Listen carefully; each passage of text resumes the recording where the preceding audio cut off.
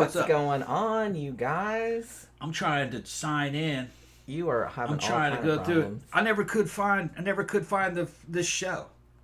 I'm on this show. There it is. I'm on this show, but I can't. I never could find. Oh, I just found it. Yeah. Never mind. No, I had to fucking. I was sitting there. I didn't realize. I asked, "Is this thing going?" To no. No, you asked that. You asked that like 15 minutes ago before it was going. All right, maybe. Yeah, you did. Because we were talking. Yeah, because I said I told you it was 7:16 and I hadn't started it yet. Go ahead and take your glasses off, Jen. Yeah, I was gonna. You got glasses on. That's well, I not have part to. Of I know, but I can't see without them. Everything is just a big blur. Yeah, Jen is a mermaid. Yeah, I did a mermaid. Yeah. Well, here's That's the thing. Good makeup. I had 2 other ideas, but I sourced all the stuff, and it would have been way too fucking expensive. I think I said what my other 2 ideas were. I was either going to be Constance Hatchaway from Disney's Haunted Mansion. Yeah. Or I was going to be Jennifer Lopez's character from The Cell. Yeah, it'd be a lot of money in both. So the Constance Hatchaway one would have been about $100. Yeah. The Cell one would have been about like $100 $400 or $500. Yeah. And I'm just like... Just the neck piece and the fucking and face the face mask, like the metal thing. Because somebody made it on Etsy and it was like really cool. But, you know, it's craftsmanship. I don't, shit on them for asking $300 for shit because they made it. Probably took a long time to make. It probably took a long time to make. But it's like, it's too rich for my blood. It was metal, too. So I thought to myself, well, what can I do for like pretty cheap? I already had a green wig. I already had this sparkly green top here. And so all I ordered was some blue makeup and the little body jewels and this little tiara here. And that's it. $30, I think it was. $36. So really, really cheap. I was going to buy like the bottom with the tail and everything too, but I was like, well, I'm just going to be on the show. If I was going out in this, I would get the tail, but I didn't. I wasn't going out, and I was like, okay, so I'm just not getting the tail. So this is kind of a dress, but it's like super, super short. So I think these lights are a little too bright. My eyes are fucking kind of fucking up. I don't know. This one's a little pretty I don't know. But did that go down? It did not. Okay. Oh, you turned that one off completely. No! Why? Okay, so I think that's as low as that goes. This one is a little too bright, I think. Maybe not. I don't think I don't think so. All right. That's the same as it always is. For some reason, I got a big like blind spot in my eye, like a flashbulb got That me. sounds like a you problem. Yeah. No, I'm just kidding. Yeah. So yeah. Tammy says, "Wow, Jenny, thank you very much." Yeah, I was doing the makeup earlier. I started pretty early. I started like 4:00, and I did the whole face, like the blue and the scales and everything like that. Like I did some real subtle scales, but you can't really see them. Yeah. And he's going, Tom didn't do shit. No, I didn't do shit. He didn't do shit. He's very low effort motherfucker. He's a low effort motherfucker. Well, what was gonna do? Come back as Bane? Well, you could have fucking 2 different Bane costumes. You could have put the Bane head on. And then what's that? You could have put the Bane head on. Yeah, but fuck But you can't really talk in it. You can't talk in it. You can't drink in it. So what's the point? And then, and same thing with the other Bane, is the DC comic book Bane outfit that I have, like the Mexican wrestler. The Mexican Western one, yeah. The luchador. They gotta have the mask on. Can't drink through that. Yeah, that's true. All right, fair enough. So, what's the point? I could do Riddick, but then I had to shave my beard off. He doesn't want to. And you'd know that I just had goggles on my head because I dressed like Riddick anyway. What you could do is you could go put the Michael Caine wig on. You could put the Michael Caine, I could put the Michael Caine wig on and fucking put the blue jumpsuit. The blue jumpsuit. And have the rubber hand. I don't know. Where did that severed hand go? I don't know. It's right. Actually, you know what? I saw the severed hand one time, and Pookie saw the hand and jumped over it. It was like she thought that was bad, whatever that was. She knew it. She knew it was a hand. It was a severed body. She knew it was a hand. Yeah. She's pretty smart. Mm-hmm. She's pretty smart. Yeah, I picked her up one time and put her on the back of that doll, and she went, whoa, and jumped off that. No, I don't like that thing. Right. Yeah, that thing's creepy. She was like, well, because the doll was like laying on the bench at the end of the bed, and last night she went to the corner of the end of the bed, and she was like trying to get him into bed. Yeah. She was like putting her nose like to the hair and like going like that, and then like pulling back a little bit. Is that real? Yeah. And then like going like that, and then pulling back a little bit. It's so fucking funny. Yeah. That guy is hilarious. All of our cats are hilarious in their own special little ways. CB said, Jenny, you have no idea how gorgeous you are as green. Yeah. And Tammy said, yes, Jenny, green is your color. Thank you very much. It's weird because I guess the makeup is reading more. It's actually blue, but it's reading more green, I guess, because of the green hair. Yeah. Yeah. It's blue and green. It's blue and green. And there's a little bit of purple in there. Yeah, I was telling her she should do that again, except the eyes should be gray and black, and that'd be a good goth fucking makeup. That'd be good goth makeup. Yeah. I love big eyeshadow stuff. The only thing is I was going to put my blue contacts in because I thought that would have just been like that. But it's like I was trying to put them in early and I can't put fucking contacts in. It takes I could put them in a second. Forever. And it's just so I was just kept trying to do it and my eyes were watering. Should have told me how to put them in. I'd have put them in a second. I was like, it's taking too long. So. Doesn't matter because you have glasses on for most of the show. You got to read. That's what I mean because I can't read without the glasses. I know it kind of ruins. Then we get drunk and then I got to take the damn contacts out of your eyes. I was thinking that too. That's why because you always because I have a bunch of contacts. I have red ones and blue ones and green ones. And it's just kind of like they look really cool, and I always want to wear them. But then I'm like, man, when I get home at the end of the night, I'm gonna be sitting there like drunk, like trying to get them out of my fucking eyeballs, and I can't get them out. You know. I ought to get some of those like silvery glowing ones, and then put those in, and that'd be part of my Riddick outfit. Because remember, Riddick had eyes that glowed. He had some kind of oh, that's right. I forgot. He had some modification done to his eyes. Called it a shine job, so you could see in the dark. All right. Yeah. So he has like little he bought it. Yeah. Flashlights like in his eyeballs. Yeah. Well, it's night vision inside his eyes. I kind of want that. Mm-hmm. Iris says, "I love the makeup. Green looks amazing on you." So does blue. Yeah, I'm a cool color person. I mean, I did have bright red hair, and I thought that looked good for I had that for a while. Pink didn't look good. But yeah, just normally I'm not a real warm color person. It just doesn't look all. I think you had to change the foundation for pink. Probably, yeah, because it was made you look kind of green. Yeah, it did weirdly. Yeah. Tammy says Tom should do Dennis Rader as a costume. Dennis Rader. I'd have to fucking... Dennis Rader in drag. That would be really fun. I'd have to put a fat suit on, though. That dude was big. Yeah, he was fucking... Dude was portly. Because you could talk like him and everything. Yeah, and I'm losing a lot of fat. That would be funny. Yeah, in a couple of months, I'm going to be fucking looking motherfucking fine. That six-pack's coming in. All I can think is like you like that with like a six-pack of beer right there. All that clenbuterol eating all that fucking fat off. Yeah. Yeah, Zach says you have a cool undertone to your skin. So yeah, blues and greens and purples and stuff would look good on you. Yeah, I've noticed that pretty much every time I wear blue hair, like any kind of blue hair or everybody loves hair, it, yeah. Or like ice blue or whatever, like everybody's like, oh my god, that hair looks good. It looks great. I mean? Yeah, in person it doesn't really come across. It comes across in photos. It doesn't come across as much on the show, but in person she looks fucking great in ice blue hair when she goes to the club. And I think part of it is because it just makes her look so pale. Yeah, it makes you look really, really pale. Yeah, it looks really good. She'll have the whole goth fucking makeup and clothes on to match it, so it just looks right. And I usually she got all these little young goth girls fucking worshiping her and shit in the bathroom, talking about how awesome she is. CB said, Jenny, would you go back in time in a time machine with the outfit to the 1700s? Fuck no, I would not go back then. Now, they had outfits in the 1700s though. No, I know, but they would know that was a costume.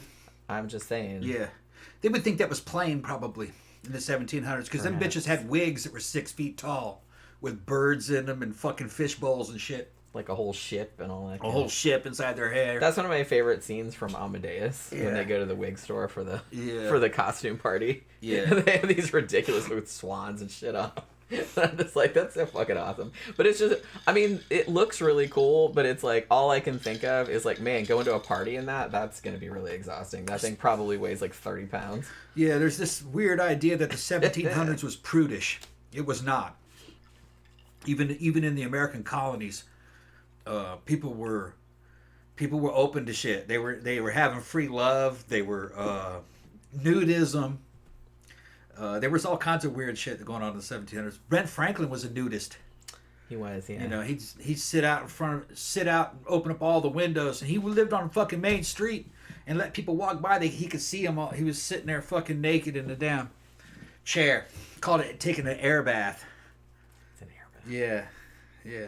And Whatever, he was like man. living in sin out of wedlock with some chick. He never got married. There's all kinds of shit. I don't think he ever married that woman. Franklin was fucking... He was going to Hellfire clubs and shit when he was in France. So, you know, people think of these fucking people in the 1700s, they're kind of like, well, they looked like that, so they must be prudish. They weren't. No. There were sexual revolutions and stuff going on. CBS, is it the light or are your arms green too? My arms, I didn't do anything. Like, I did some, like, powder and stuff here and a little bit on the shoulders. But it's probably just the light and, like, cast off the wig, I imagine. Which is fine because I look all even. Yeah. Because I was kind of afraid in the mirror. I was kind of like, it looked like a lot different color here than the arms did. Yeah, your arms do look green. That's okay. No, there's nothing on her arms. No, I didn't put anything on my arms. So I put some like here and like a little bit on my shoulders. Just the camera doing that. But yeah. Let's see. Oh, Brandon says, Tom, be the Terminator. Oh, I got a good Terminator outfit. I got the boots. I got the leather jacket. I got the pants. I don't have the shirt. So I just have to wear a black shirt. But he had a shirt, and he used a couple different ones in a couple different scenes. I got to shave my eyebrows off, which that's no big deal. I shave them short anyway. And then I had to shave my beard. And then I had to put a wig on. Because he, you know what I mean? He has that almost like a flat top. Not really flat top. It's almost kind of like a pompadour. It started off regular haircut, but remember that he got burned up in that fire. It burned his eyebrows off and burned the front of his head off, or burnt front of his hair off. So he had kind of like a punk rock looking haircut when he was done with it. Why don't you dress up as Rob Halford? I'm trying to get a Rob Halford. Did somebody ask that? No, I said no. Okay. That was me asking that. Okay, yeah. When I was thinking of stuff that you could do without having to buy him or anything. He has a longer beard than you have, and it's gray. Yeah. Well, see, the thing is, if I was going to do Rob Halford, I'd do Rob Halford of the 90s, probably. Oh, okay. Fair enough. Okay. When Rob was still looking good. He's looking good for his age, but he's aged a lot. You know, he's not the same showman either, but he's a hellacious dude. Got a hell of a fans too. His fans come see him. Sophie saw him live a couple months back with her boyfriend, and she said she sent me a fucking clip. She goes, "Who is this dude? Look at this dude." And I said, "Yeah, that's Rob. That's God. That's God. That's metal God. That's fucking Rob Halford." And then she was like, "Okay, yeah." And she was a couple songs into it. She goes, "This dude's amazing. Rob Halford's fucking amazing." But he was always amazing. But Jen's asking that question. I was working on a Rob Halford costume.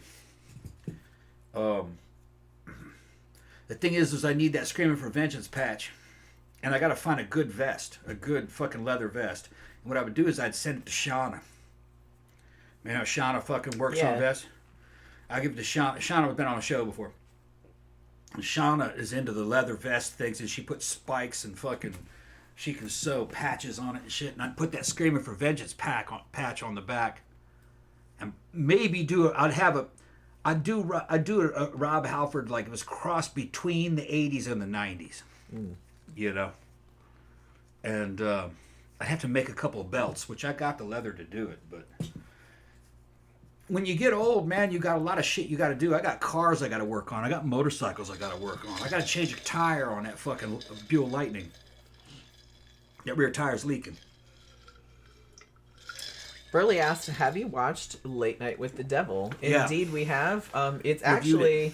Yeah, we did a live stream reviewing it because we went and saw it in the theater. It's actually my favorite horror film that I saw this year. Yeah, it was good. And I was thinking about it last night because I was like scrolling through Shudder looking for stuff. I ended up watching Joe Bob, but his Beelzebub Bash, I think. And I was like, maybe on Halloween, which is tomorrow, maybe I'll watch Late Night with the Devil again because that's a Halloween movie. A close second would be The Substance. Yeah, that's definitely second place. Demi Moore, great fucking horror movie. Those are my two wild favorite ass horror. ending. Those are my two favorite horror really movies good. I've seen this year. Yeah, like by quite a large margin. I want to get that on Blu-ray. We need to get both of those on Blu-ray. We do, yeah. Like I said, Late Night with the Devil is on Shudder. It's on Hulu too, I think. Brandon asked what I'm dressed as. It's like a mermaid. Just I did a mermaid because I already had the wig and the top and all that kind of crap, so I didn't have to like buy that much stuff for it. I have a lot of potential costumes, but I don't like to do the same thing. Phantom says, excellent makeup job there, Jenny. Thank you. I bet somewhere the Jolly Green Giant has a hard-on for your costume style. Yeah, I could be the Jolly Green Giantess. That works, too. Yeah, Burley said, I heard The Substance is awesome. It is. I loved The Substance. It was so good. We kind of, like, saw it 2 times, sort of, mostly. But it's not, like I said, Late Night with the Devil is my favorite, but The Substance is my second favorite. Fucking CB says that I could do Dr. Evil. The thing is Dr. Evil, I had to shave my beard. What I should do, actually, and this is something me and Jen, we go back way back with this one. I should be fucking have a Ming the Merciless outfit. Yeah, you definitely need to from do that. fucking, yeah. We've been talking about doing some shit from Flash Gordon for a long time. Yeah, Max von Sydow fucking Ming outfit. Fucking, the thing is, though, is we looked into that shit. Oh, that shit's fucking big money to make those. Yeah, because I wanted to be General Kala. Yeah, she was going to be General Kala, and at the time I was talking about being Clytus. Yeah. The guy with the fucking gold mask, the head of the mask, Secret Service, or Secret Police. That would have been a good costume. But now that I'm bald and fucking have a beard and shit, I had to do Ming.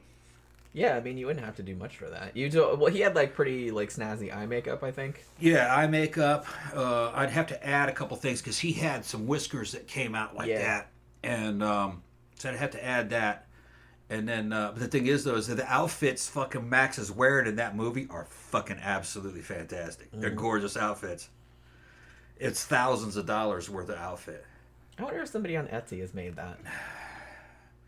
They were handmade, those costumes, and they had sequences and little fucking beads and rods made out of plastic, shiny plastic, and they were all put in there like a mosaic, all through the collars and everything. Because the Kala costume was like that too. Like she had this headpiece with all these little, it was all like lucite or something. Little lucite beads and rods. And I was like, man, it looks so awesome, like, because it looked like iridescent, but I was like, holy crap. If you've never seen Flash Gordon on Blu-ray in HD, you should see it because it doesn't look anything like it looks in the old VHS copies and on television when you were a kid when they were replaying that shit, like on cable. I saw it in the movie theater 3 times. I liked it better than Star Wars. And they never made another one. And part of the reason why I was impressed with it was how good it actually looks when you saw it on the screen. So they've come out with kind of like remastered HD versions of it. I got a pretty good version of it, but they evidently came out with an even better one, I think, last year. But it's a good movie. It was a well-made movie. And it looked correct. That's the way Flash Gordon was supposed to look. Fucking the pink outer space and fucking clouds in space and everything. That's exactly how it looked. Because they're not in space, they're in Mongo. They went through a dimension door, remember? To end up in that world. Yeah. CB says, my girlfriend caught me looking at female gimp outfits and gave me the death look. So sex slave at the Halloween night at Fetish Bar is not happening. I'm sorry. I don't know if I'd want to wear a gimp outfit out to. That'd be like hot as fuck, especially in Florida. Yeah. I'm not averse to wearing one. I'm just saying, I don't know if I'd want to go out. The Florida fetish scene is all swapping. Yeah, that's what they're doing. I mean, pretty much. Yeah. I mean, everybody that we know that's in it. All right. So I probably need another drink before we get too much into the Halloween stuff. You know, like I said, I wanted this to just be kind of like a freewheeling because I don't remember. We've done so many Halloween specials over the years, and I feel like we did a couple where people sent in ghost stories, like a long time ago, and that was pretty fun. And I think we did one with like Halloween murders or something. And it's like, so I wanted to do Halloween urban legends. I think we might have done a Halloween urban legends one like on another Halloween special, but I'm not really sure. So I was just kind of like, whatever. If we did, it was a long time ago. And I've got some kind of different ones anyways. So I'm not really I'm not really too worried about it. Like I said. Especially after I spent all this time doing this fucking makeup. Because this is actually the second attempt. I was like doing it first, and then I had all the foundation on, like out of the scales and everything like that, and then I was putting the black eyeliner on, and it dripped in my eyeball, and then my eye immediately started watering, and then it all just ran down my face, so I had to like start all over again. And that sucked. So like I said, it was a good thing I started early. I got both ice makers rolling. Oh yeah? Yeah, I got That's 2 ice good. makers. Woo, it's fucking party time, man. Yeah. It's Halloween party. Because Yeah. I don't think we're... Well, no, I mean, because I don't think we're going anywhere for Halloween. No. Did we even buy any Halloween candy? No, when is Halloween? Tomorrow. I'll get some candy. Okay. I don't have any Halloween candy. Yeah, I was going to say, I don't think we bought any candy. Yeah. Which is probably good, because we probably would have eaten it. But... Got to keep your eyes open, because last Halloween, fucking some cars got busted into up here. Yeah. I mean, there's nothing in our... The thieves used fucking Halloween as a cover to get in here. Yeah, Phantom says, excellent shade of lipstick. Thank you. Looks like a mirror. Yeah, what it is, it's not actually a shade of lipstick. It's black eyeliner with blue eyeshadow over it, and then I stuck glitter on it. Like, I have these little pots of glitter, and I had like some kind of sticky stuff, and I just like stuck it on there with it. So it's not actually when I wanted them to be bluer, but I couldn't get the blue to be as blue as I wanted. You know what I mean? Like I bought some blue makeup, but it wasn't as blue as I was hoping for. You know, that's all. CB said I'm going as the Crow from 1994. Ooh, that's cool. Although I do kind of feel like after the Crow came out in the 90s, man, everybody was going to the goth club looking like the Crow. And it got to be like when it wasn't even Halloween. So it got to be like a cliche. Like there was always like one guy that had the Crow makeup on. You don't really see it much anymore though. So it's safe to do it now. But back in the 90s, everyone was like, there's the Crow guy. You know what I mean? And it was a different person. Like each wasn't the same guy each time, but there was always one person. I was saying in the goth club back in the 90s, there was always that one guy that had the Crow makeup. Yeah. Yeah. But like I said, it's probably safe to do it now. You know what I mean? The Crow outfit, yeah. Because CB said he was being the Crow from 1994. Yeah. But I was like, but see, you can do that now. Like, you couldn't do it like in the 90s because everybody would be like, people laughing at you. Yeah. I mean, if you, showing with the Crow makeup. I mean, that's pretty funny. It's like dressing like Marilyn Manson or something. Yeah. Honestly, the dude that was doing that was always some dude that some chick brought that. Yeah, dude. it wasn't like a regular. It wasn't like a regular. Yeah, he's not like a regular, you know. And That's what I said. You talk to like... him, and he's not a goth. He was actually into metal music, that kind of shit, you know. Which there's nothing wrong with metal music, because you know I listen to metal. Yeah, Tom likes metal. I like some of it too. It's just not my main thing. Yeah, but they didn't know anything about goth. No, that's true. You don't show up to a goth club dressed like the fucking Crow, especially in the 90s. Yeah. Well, like I said, you could probably do it now. Yeah. Even now, it's like a little bit like, but like back in the 90s and early 2000s for sure. Like everybody'd be like, yeah. Fucking cheese. Because it was always somebody that was like the only thing that they knew about. Yeah, it's the only thing they knew, yeah. You know what I mean? It's just kind of like, remember like back in the day, back in the 90s, maybe even late 80s, early 90s, and like I'd walk around the mall or something like that, and everybody'd be like, Beetlejuice. Because that's all they knew. Because that's all they knew was Lydia from Beetlejuice. That was like the only goth they'd ever seen. They don't know what else to call it. Or Morticia. I got Morticia. They didn't know what goth was, so they couldn't say that. Right. They didn't even know that word. That's new. Yeah, I mean... That's only in the common... Well, I think that started to come in probably late 90s. People knew what goth was in the United States. Civilians knew what goth was. Civilians. In the 90s.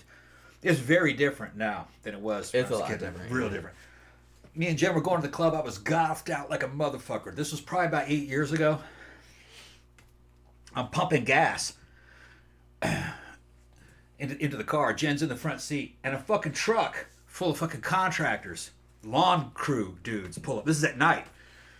And the dude jumps out and goes, dude, dude, you look fucking awesome. Where are you going? You going to the club? Oh man, what club? Oh, and that's not the way it would have been back in the 90s. Yeah, that would have gone a lot differently. Like, what the fuck you do? Dude, what the fuck? It'd have been like that. Yeah. Very different now. And that's Florida. That's the South. Yeah. Or, the DMZ part of the South. Central Florida. Yeah. Yeah, Tammy says probably a bit different dressing as the Crow for Halloween and dressing like the Crow and going to a goth club. Very much. Very much so. Yeah, if it's Halloween, then you know. Then it's fair. It's okay, yeah. Then it's okay. But, yeah, don't just show up and it's not Halloween. Like at the goth club again. Hey, I have the Crow makeup on. Like, all right. It'd be like that would be like a girl dressing up like Susie. You never saw that, though. Never saw anybody dressed like Susie. No. But you could see some girls every now and then do that eye makeup. But they got away with it because they had cred. They had club cred. And they had other shit on. Because other it's like, shit on. she's not, I mean, Susie's not the only person that did eye makeup like that either. Like, it wasn't super... I mean, she has a distinctive look, but it's not so distinctive that you'd immediately be like, oh, you're being Susie. You know what I mean? The Crow is a costume. Yeah. That's the difference. You didn't. It's kind of like the goth look was not a costume. It's a look. Yeah. It's a fashion. It's not a costume. Even though you can buy a costume at Spirit Halloween. Of like goth woman or right. something. Yeah. Which I think is these Instagram girls can dress up like goth girls. All right, shaking booty around and everything like that. Some of them even have the tattoos. But then if you were to actually look at what they listen to, they listen to rap music or something. They don't go to goth clubs. Some of them do, some of them don't. Because there are fake goth girls out there. Yeah, that just look like that, but they don't. They saw that, so then they emulated that look, but they don't have the culture.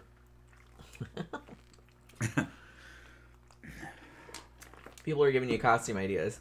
It's like, Tom, you should go as Walter White from Breaking Bad. Oh yeah, okay. Okay, yeah. You could do that. The thing is, though, is I would just look like a random dude. You would just look like a regular dude. Because he doesn't have anything like super. People wouldn't see it as a costume. That's like when Shauna dressed up as an old black chick. All right. Yeah. She showed up, and it took me a second to realize. I just thought I was looking at an old black chick. And it's like, wait, whoa. Remember that she had her fucking. As soon as I realized it was her, didn't she have curlers in her hair? Yeah, I think she did. She had curlers in her hair, and fucking just ridiculous. Like she had a shopping bag. Yeah. Huge glasses on, and fucking rayon fucking bell bottoms. I think it was. Yeah. Or support hose. I can't remember. It was a while back. Shauna's she's been on the show with us before. It's about years back. She's a mixed chick. She's part black, part white. I think her mom was from Holland or something. Her dad was from like Jamaica. Yeah. And she just fucking she was from Boston. Where was it in Boston? Brockton, yeah, which is one of the neighborhoods outside Boston. So I have some in common with her because I lived in Boston for a while too. But she's just a fucking trip. She can dance. She's a goth, kinda, but also she was a skinhead actually. Yeah, but not one of the scary not a racial skinhead, like a good skinhead. Yeah, she was into ska music and yeah, she likes ska and punk and all that kind of stuff. So she was kind of like a Boston. She loved the Boston's and everything. Yeah, she's cool. I like her a lot. She comes to the club pretty much every week. Yeah. And she loves roller skating. She loves going roller skating. But she came dressed up one Halloween to the club as a random black chick. But like an old school, like a 70s style. Random black chick, yeah. Like Aunt Esther. Like Aunt Esther. Although, with a body like that, the tight pants that she had on, it was like if Aunt Esther had been to stripper school. That's fucking... Yeah. Yeah. But, so she didn't look that old. But She was standing behind us for like 5 minutes before we realized who the fuck that was. Well, I realized it was she walked in. This was at the Old Eye Bar, and she walked in, and I was like, "What? Is that a costume? What is that?" And then I realized it was her, and I started laughing. As soon as I turned around, and you started laughing, and I'm looking, and I was like. And I was doing like a double take, and I started fucking laughing. And then she started shaking her head. People tell us every year, why don't you just dress up like regular people? I'm like, what fun would that? That's no fun at all. Yeah. So that's what would happen to me if I dressed up like the dude from Breaking Bad. Yeah. I would just look like any other white dude. Like a regular white dude. Like random generic white dude. Yeah. That's what would happen.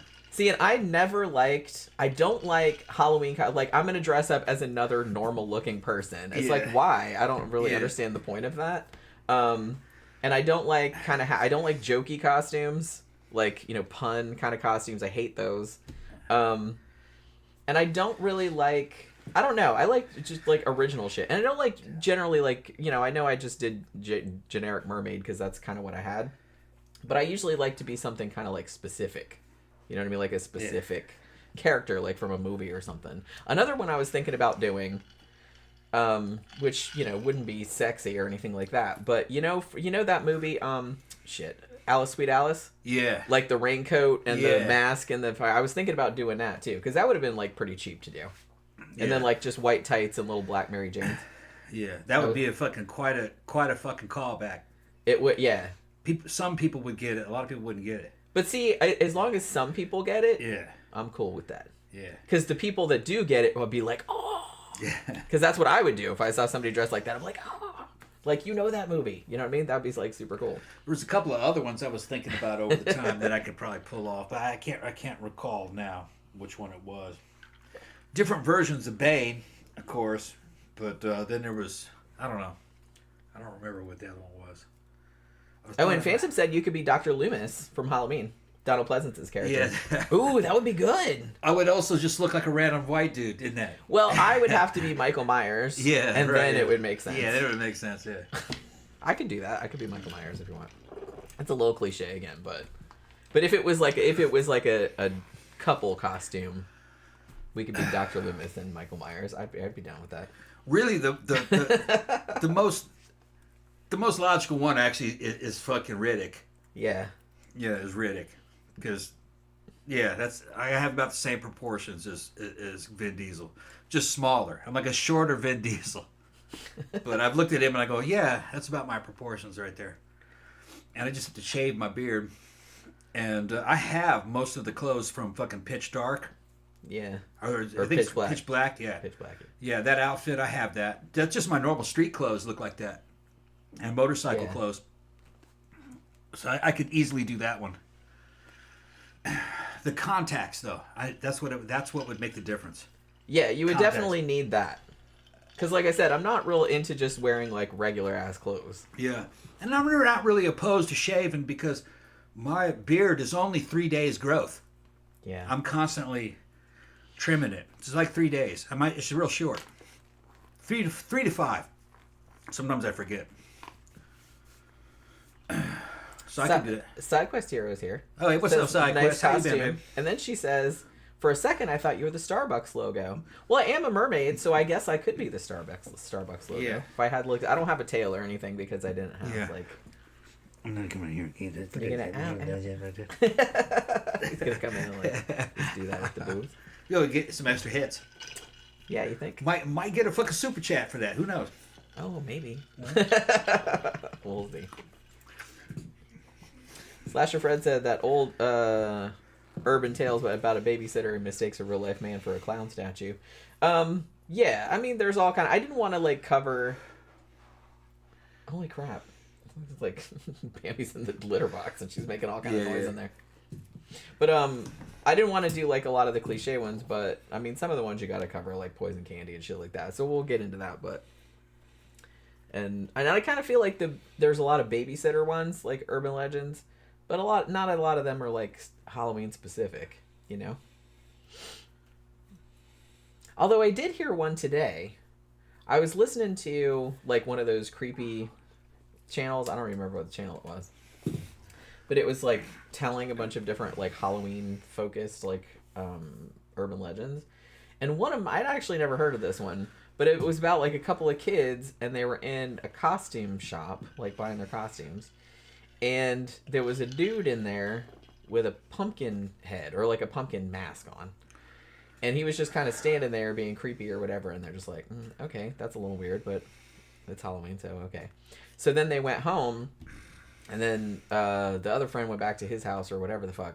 And then, like, the first kid, like, opens his door, and then, like, the pumpkin mask is on his porch, and then he finds out later that his friend got horribly murdered. So like this pumpkin headed dude is apparently this guy that goes around like killing children, and he leaves that mask on your porch like as like you're next kind of thing. I had never heard that urban legend before, but I heard that like on a couple of different videos that I watched earlier today. So I guess that's one that's kind of making the rounds, but I had never heard that one before. Phantom says, just say your beard is a space birthmark. Yeah.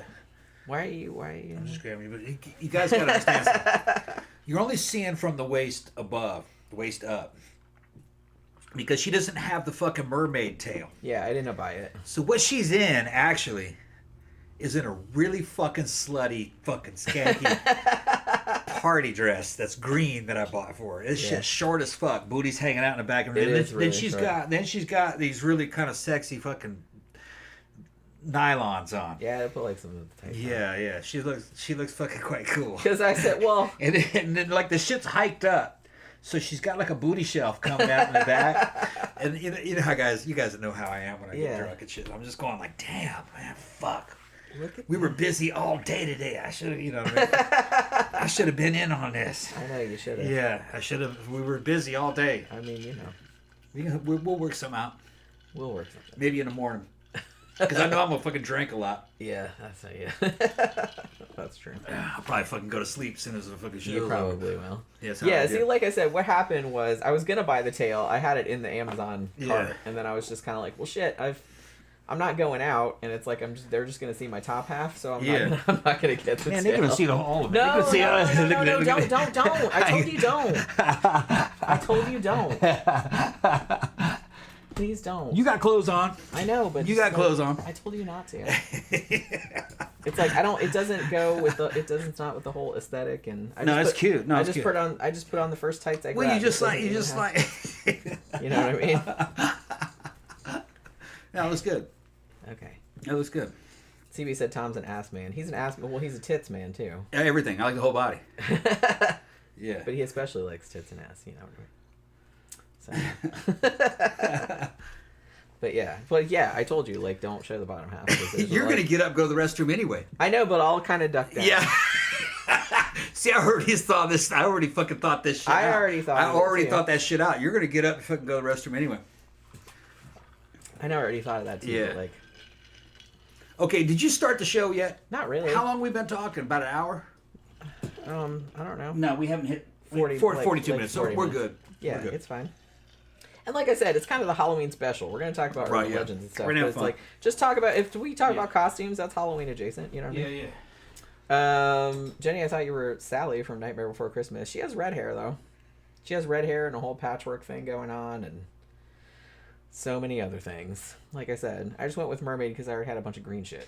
You know what I mean? I had a green wig, got a green dress. So, I didn't have to buy stuff. I did. I bought makeup and I bought these and this, but that's it. Corpse Bride. Yeah, I mean, she's blue, though. What color hair did Corpse Bride have? Shit, I haven't seen that movie in a long time. Was it black or blue or... I can't remember. What color hair did the Corpse Bride have? White? I don't remember. That would have been a good outfit, too, but... I don't know. Like I said, again... Anything Tim Burton-y is a little too... I like Tim Burton movies, but I don't want to dress up in stuff from Tim Burton movies. The only Tim Burton character that I would do was like Lydia's wedding dress from the first Beetlejuice, like the red one. But the fact that they make a costume with that you can buy at Spirit Halloween, that makes me like want to do it less.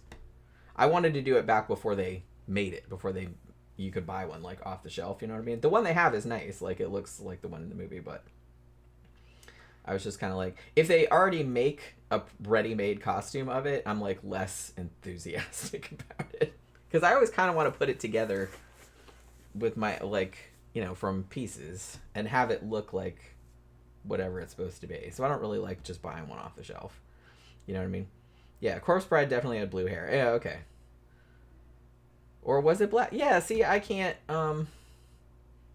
remember. It's been like such a long time. I can picture her face and like her outfit, but I can't think of what her hair looked like. Mango's here. Hey, Senor Sticks is here. Kevin's here. Lots of people are here.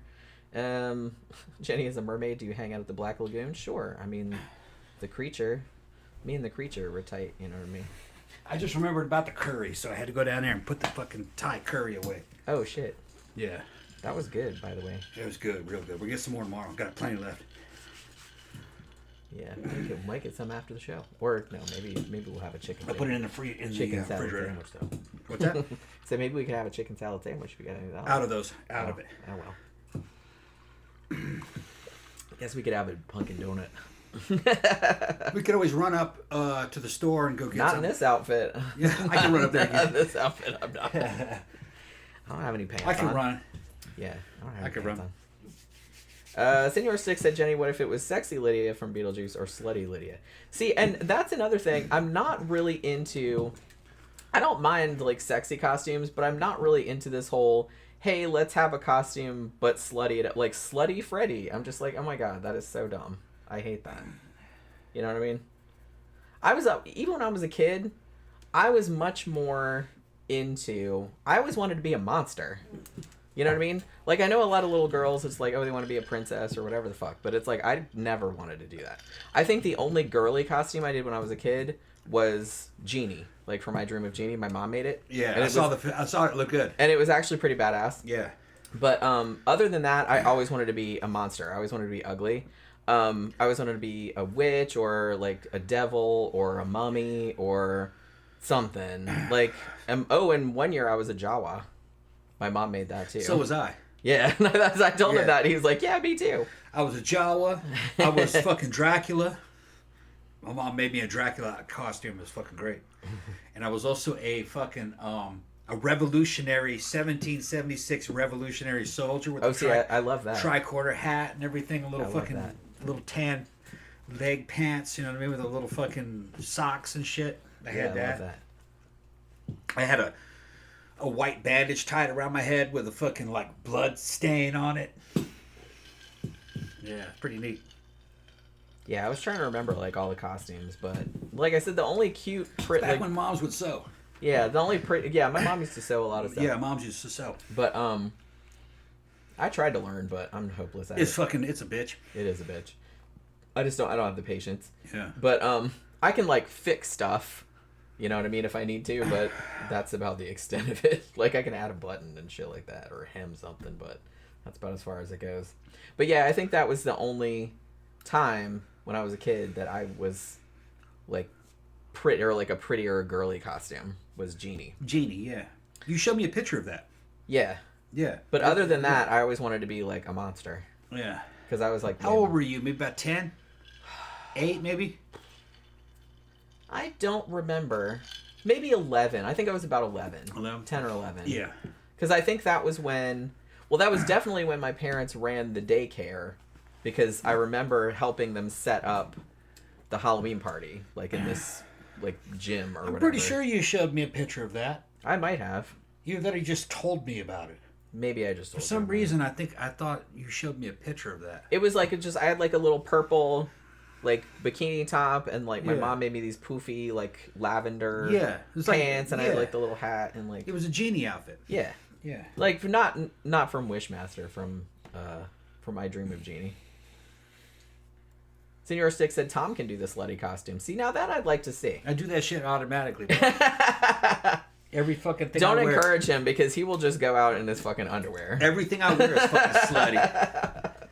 All my fucking motorcycle outfits, they're all fucking slutty. He'll go to the club and just rip his pants off like a fucking Chippendale dancer and like start twerking around like in his little his little underwear. You ask any of my gay friends, like fuck the leather daddy motherfuckers, they're gonna tell you how fucking slutty I appear. You know what I mean? It's all illusion though.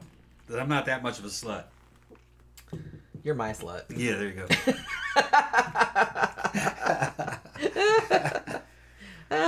This is a fun show already. Yeah. Talking about Tom being slutty. Yeah. Toby's like... You used to be pretty slutty.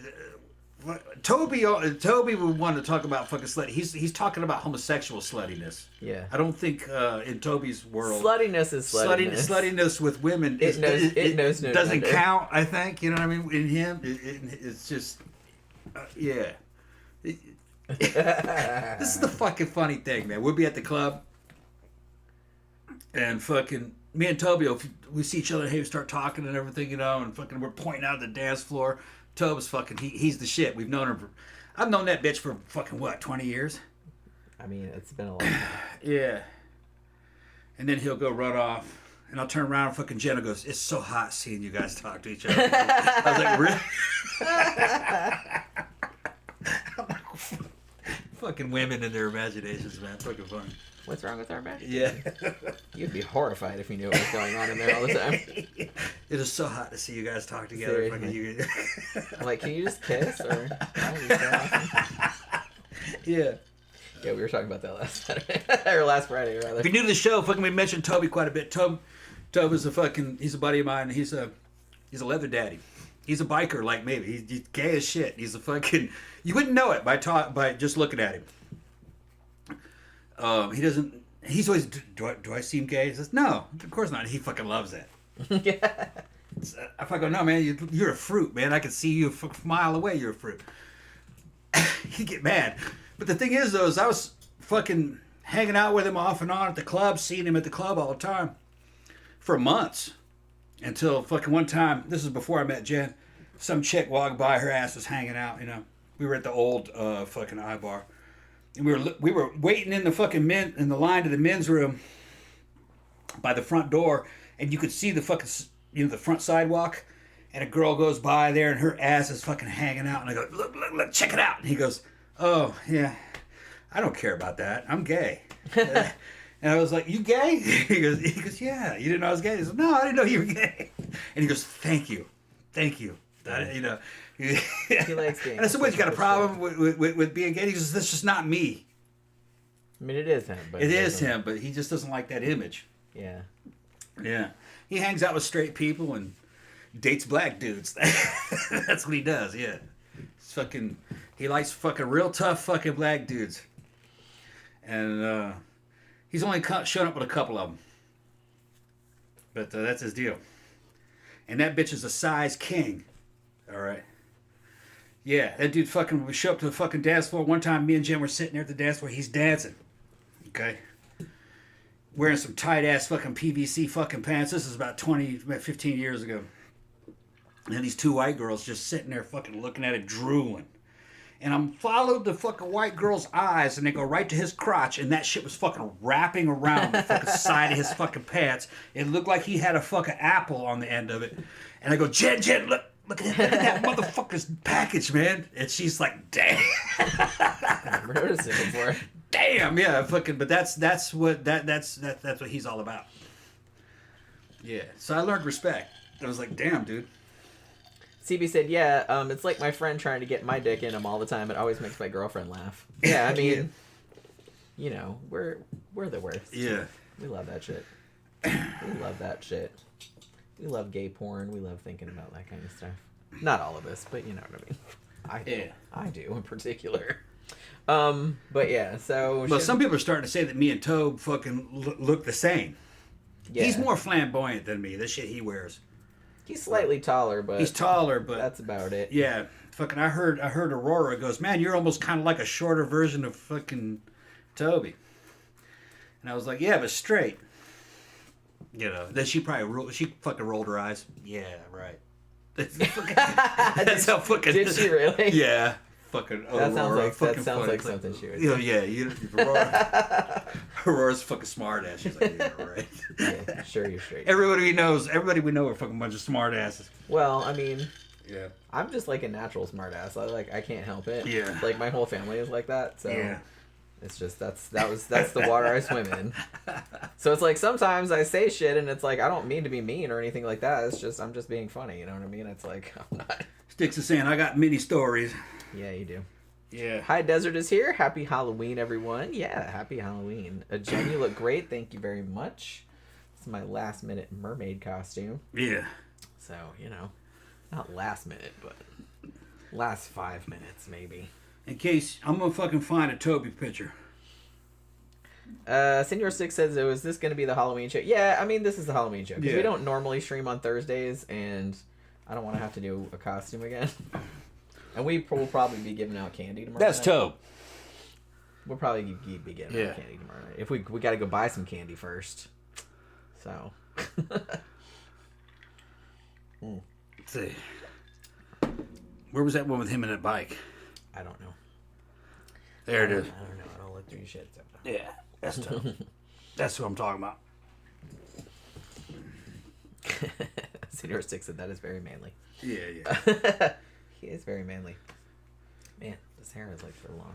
Yeah. All right, so Senior 6 said Jenny is modest. I'm not real arrogant, I guess. So it's like I'm not real good at like talking myself up or nothing like that.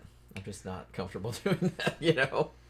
But this really was like a lot. I thought about it, but it was like a few days ago, and I was like, holy shit, I should probably get some like a costume, and I just ordered some shit off Amazon real quick because it was the only thing I could think of that I didn't have to buy a bunch of shit for, you know. Because like I said, the other two things that I wanted to do would have been at least $100, and I was like, can't really afford that. So, you know. So I just worked with what I had. And I didn't want to redo, because I could do Bride of Frankenstein, I could do Medusa, I could do, because I've done those before, so I still have all that shit. But I don't like to redo things. I did do Amy from Fright Night Senior last year, Sticks, but- this is the pre-show.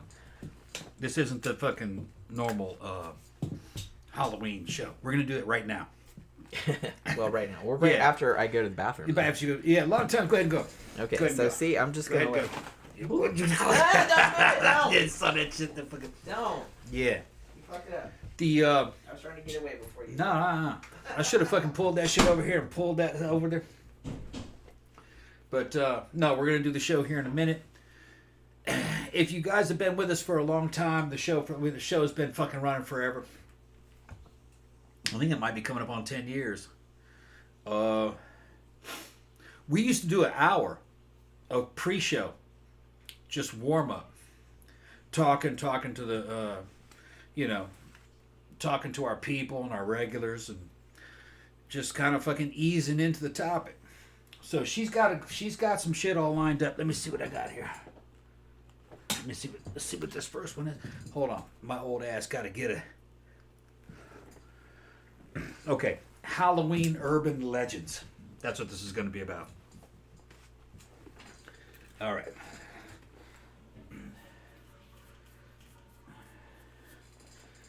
How is the cookbook selling? The cookbook sells when we mention it, but we very, very, very rarely ever mention it. We used to have a hard copy of it here, but we sold it. Somebody asked for I don't remember who it was. Somebody asked for that copy, and we signed it and wrote a message to him and sent it to him. We used to sell the. We need to get another copy of the cookbook. Because when we have an actual physical copy of the cookbook, I'll remember it and start talking about it, show it, and it sells. It sells. Yeah. It's just that. It looks awesome. Yeah. Oh yeah. I mean, if I do say so myself. Yeah, and it's got a lot of cool recipes in it, and it's funny. Yeah. There's a lot of humor in it. Yeah. Because most of it was me. I was dictating it to Jen, and she was. Yeah, I having recorded fun. him talking, and I just put it into like a text form mostly, and I added some stuff too because I am also funny. But yeah, I was trying not to get my butt on camera, but I guess I did not succeed. I was trying to like duck out of the fucking. Yeah. Okay. Hello, Oscar. Are you Medusa? Because you got me rock hard. Oh, that's a pretty good joke. I actually was Medusa, not last year, but the year before. And holy shit, I don't know if we did the show. I went to Mannequins in that outfit. And, man, that came out really good. I still have the shit for it, too. I should redo that. I got, like, a black toga and, like, this whole headpiece with snakes and all this fucking gross, like, dreadlocks and all kind of stuff. It looked really awesome. I could probably do the makeup better, I imagine. But I did lose one of I had some snake contacts that were, like, green and, like, slit-eyed, but I lost one of them. So now I only have one. So I'd have to get another pair. Senor Sticks, Jenny, Halloween, deviled eggs or ghost pepper meatloaf? I'll go with the deviled eggs. I can't eat ghost peppers. They do not agree with me. Is your cat still there? We have 3 cats, and they're all around here somewhere. Beijing's probably downstairs, and because she always is, and Pookie and Bambi are probably like farting around in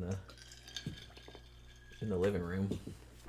Although there's no sunbeams for them to lay in at this time of day, so they're probably sleeping or hanging out on the bed. So no Xanada tonight. I don't see Xanada. I sent him a message fucking yesterday. And he hasn't answered? answered? Where he is. He hasn't answered. Uh-oh. Yeah, and fucking yesterday, his test was supposed to show up. He's going on test. He said I could say that. Okay. But maybe he's just doing something else. It is the must night be doing something at work, and I don't know. working, or it is the night Yeah. before Halloween, so maybe there's Yeah. like shit going on. I don't know. Kind of like Halloween being on a Thursday is so fucking lame. Yeah. It's just kind of like, well, if you celebrate the weekend after, it's already over, and then like the weekend before seems like too early. I don't know. It just kind of bums me out. Okay, go ahead and show it, Jen. Go ahead and show Go what? ahead and start it. Oh, okay. Like I said, you can. This is freewheeling, so you can just kind of Yeah. jump in anytime. We're just talking about like just some random ass Halloween urban legends. Sticks is saying I can do it. Yeah, I've already done. I got everything for fucking Riddick. I just gotta Yeah. shake my shit. Now me and Vin Diesel are the same proportions basically. I could do that easily. Yeah. Thing is that's almost like my day clothes. Because what he's wearing kind of looks like my motorcycle clothes. That's what I mean. I kind of feel like unless you have the contact lenses, everybody would just Right. think, well, you're just Need the contact wearing your lenses and I regular need the shit. What's fucking that all about? and the little goggles on the head. Yeah. Which I got those goggles. Well, actually, they're not those exact goggles. I got goggles that are like that I wear on motorcycles every now and then. Mostly, I'm wearing full face helmets. So I don't need them. Yeah, you would need something that was like different enough that people would know you were Yeah. actually wearing a costume instead of just your regular And you shit. see, out of the third Riddick movie, he's wearing skins.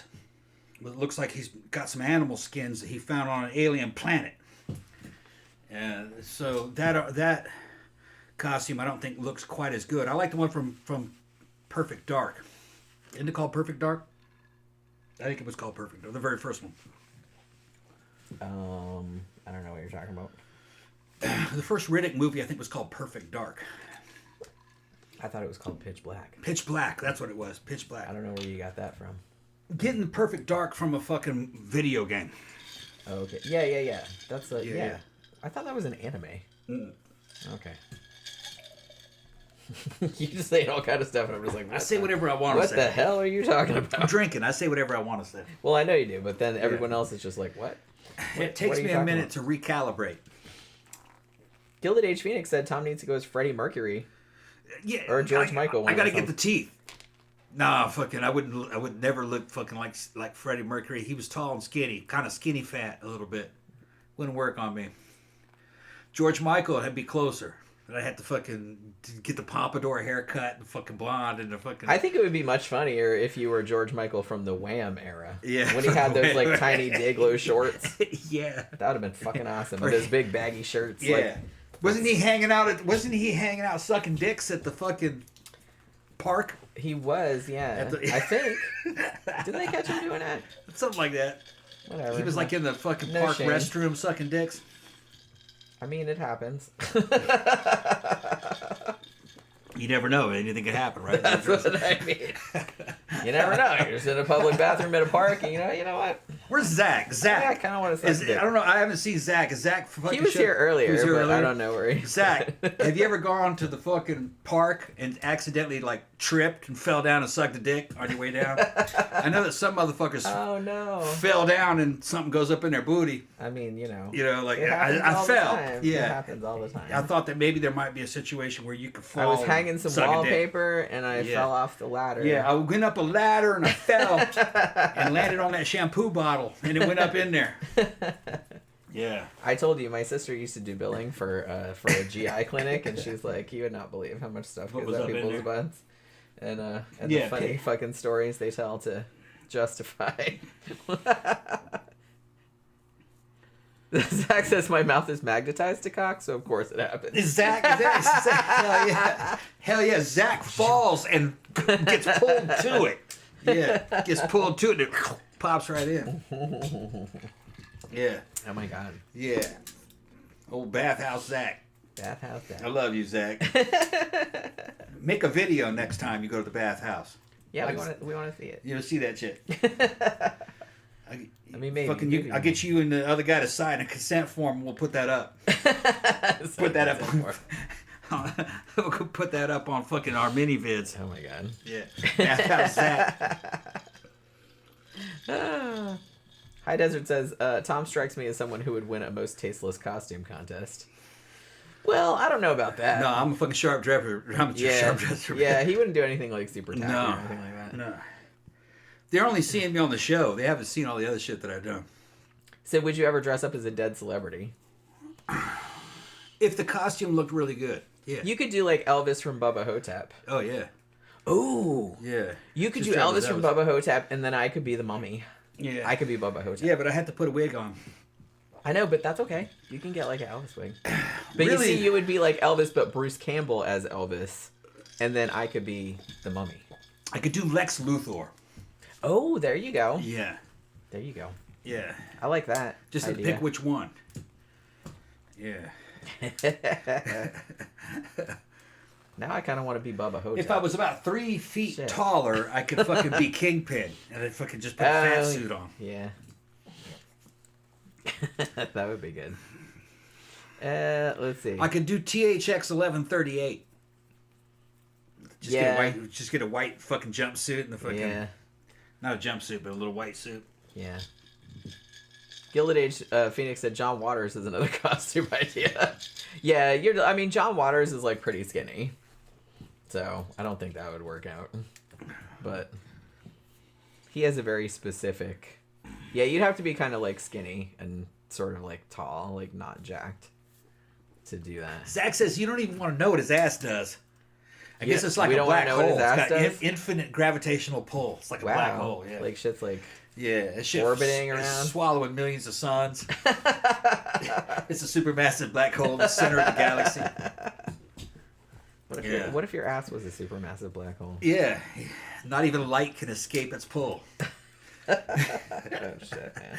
You stand next to Zach's ass and turn a fucking flashlight on, shining it away from his booty, and the light bends and goes right down in his booty hole. Yeah. I've seen it happen. Yeah, we got this shit on video. You can believe what we say. I'm telling you. Trust me, bro. Yeah. Oh my god. Phantom says I'm watching Phantom of the Mall free on YouTube right now. Just got done watching Halloween 4. Yeah, like I said, I might watch Late Night with the Devil tomorrow. I started watching a movie that is ostensibly, because I was looking at the Wikipedia list of movies set on Halloween for ones that I hadn't seen yet. And I found one called The Child from 1977, and that was on Tubi. And I started watching it, and I was just kind of like, I don't know if I really like this or not. And then I had to do other shit, and I couldn't finish watching it. But I don't know. Maybe I'll finish watching it tomorrow. We'll see how it goes. I wasn't super compelled. It was kind of creepy, but... Everybody keeps distracting you, Jim, but you gonna start the show? Well, yeah, but like I said, it's okay. Okay. It's okay. All right. It's okay. Senior Stick said, what's tonight's drink? Same as usual. It's rum and Coke. And his has got vanilla in it. But The first one did. The second one mine's just the regular. Yeah. Oh, you didn't put vanilla in it? I didn't put vanilla in that one. I liked the vanilla, but I don't know if I want to drink a whole one like that. It was I got vanilla to make It was a little much. to make generic cola taste better. Yeah. Because I was getting that shit at the dollar store next door. Yeah. Yeah. RC Cola doesn't have much of a flavor anymore, so you put some of that vanilla in there. Did it ever? It used to. RC used to be remember. pretty good when I was a kid. I was never a soda drinker when I was a kid. RC used to be pretty good when I was a kid. That was like fucking... That was the soda of the... That was the cola of the South. Until the fucking mid-'80s. And then they started phasing that shit out slowly. By the time the fucking late 80s was out, Coca-Cola and Pepsi had taken over. But RC, that was like the fucking cola of Mississippi where I was living. It was better. A lot better. It was kind of like Pepsi. The official cola of the Redneck Nation. Yeah, redneck is even though it's not from the South, I think it's from the North, but yeah, it was probably. popular in the South.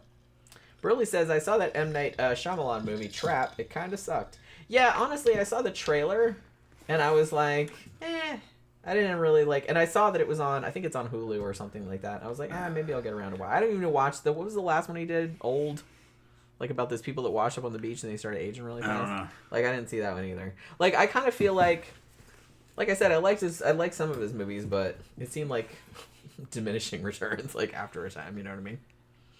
Senor Stick says, is Maxine a horror movie or a thriller? I would probably call it more of a thriller, but it does have horror elements. But it's got action elements too in it. Yeah. It too. It's got all kinds of elements. It's a good movie. Yeah, I really liked Maxine, actually. I like all the Goth's fucking movies. Although I think that second one was the best one. What was the one where it was like the prequel? No, when she played an old woman. Well, no, they were all good. X was the first one, yeah. And then Pearl. I liked was Pearl. The second movie, but it was a prequel. Yeah. Pearl was great. I liked Pearl. I want all those movies actually. Yeah, I liked all. We're gonna get some of her movies. I liked all of those. Yeah, and I really liked her in Infinity Pool. Too, yeah, the Brandon Cronenberg movie. I don't think I saw that one. Yeah, we both saw it. Oh, okay, yeah. I remember the name. Yeah, that's Brandon Cronenberg. Brandon Cronenberg. Yeah. A lot of people didn't like that movie. I really liked that movie. I think I liked it a little bit better than the David Cronenberg one, Crimes of the Future, which was also good. But I think I liked him. That was also good, yeah. Like slightly better. But you know what I mean. All right, so let's talk about some poison fucking candy. You want to talk about poison candy? So I kind of feel like when you talk about Halloween urban legends, I kind of feel like this is the platonic ideal of Halloween urban legends. Is the poison candy thing. And honestly, it happened, but not like you think. Well, I don't know. And I have like some cases where it happened, but it's always something else. It's never what people think it is. And the myth is a lot older than people think it is too. And I think that this myth is so pervasive that they still to this day, I mean, that was why they started, like, churches and schools and stuff started doing trunk or treat. Like, where they have all the kids come and, like, you know, you have candy in the trunk of your car and you just go around all the cars. I'm just like, boring. But yeah, so they do that so the kids don't go to people's house. People still trick or treat, obviously, because we have trick or treaters. What's the difference going to somebody's house and somebody's trunk? That's what I mean. It's like they could still be, but I guess because the person's right there, and it's church members, and it's like if somebody gets something poisoned, it's like, you know, it's like, oh, what was that dude in the fucking, you know, one that I remembered in California as a little kid. This is the 70s. The one I remembered was don't take any apples because the apples might have razor blades in it. Even somebody bit into the apple and the razor blade went right in between their teeth and got them. Even though I don't think that ever happened. It has never happened. No. Yeah. Not that it's ever been recorded. Right. The only times that has happened has been teenagers doing that as a prank because they knew that story. Right. You know what I mean? Doing it as a prank to each other? Yeah, and like nobody got hurt or anything like that because they're like, look, I put a razor blade in it. You know, it was like that kind of shit. Right. You know what I mean? Like it never happened where, because here's the thing, like why would somebody do that? I mean, the way the mythos goes is some angry old lady who's crazy trying to kill the kids, and she's handing out apples, each one with a razor blade in it. Kind of like she would never get caught. That's what I mean. They would trace that back like immediately. Kind of like those kids would never remember that old lady that gave them the apple. Right. You know? Yeah, they'd be like, yeah, it's 30 old Bat's house. Yeah, 30 kids show up, all fucking bleeding mouths and shit like that. Yeah. That's what's so dumb about this. Well, most urban legend, and I love like urban legends. I love mythology. I love that kind of stuff, and I'm just like fascinated at where it comes from, like where the ideas for it come from.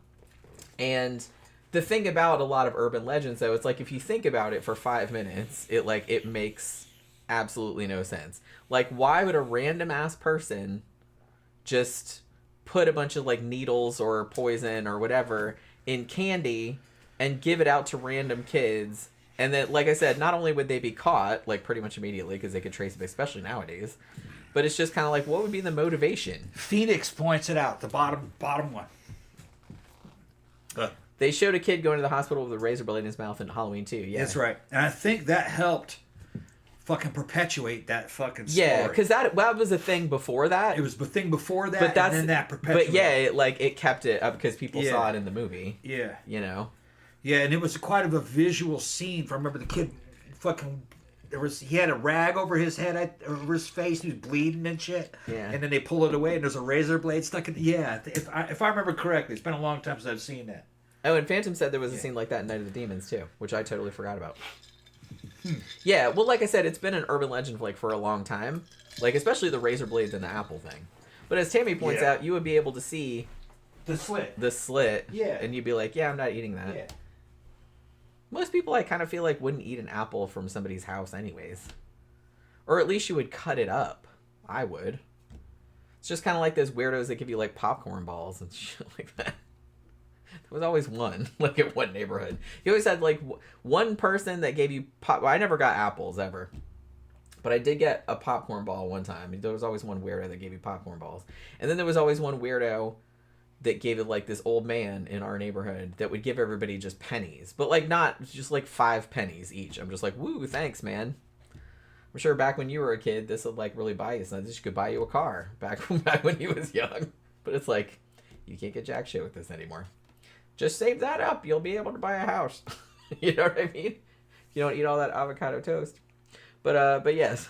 So we did have one guy that like gave us pennies. I don't know if he just didn't want to buy candy or I don't know what it was. But yeah, so that's the thing. So the thing about it though is that when you're talking about random Halloween poisonings, there has literally never been that. Like, even the cases where that seemed like that's what happened, that's not what happened. You know what I mean? So it's just like, as far as mass poisonings, and I think it kind of got traction in the early 80s too because of those Chicago Tylenol poisonings, which we did a show about a long time ago, where some crazy motherfucker did just go into drugstores and put poison in just random bottles of Tylenol, and people bought them and took them home, and like I think like 5 or 6 people died.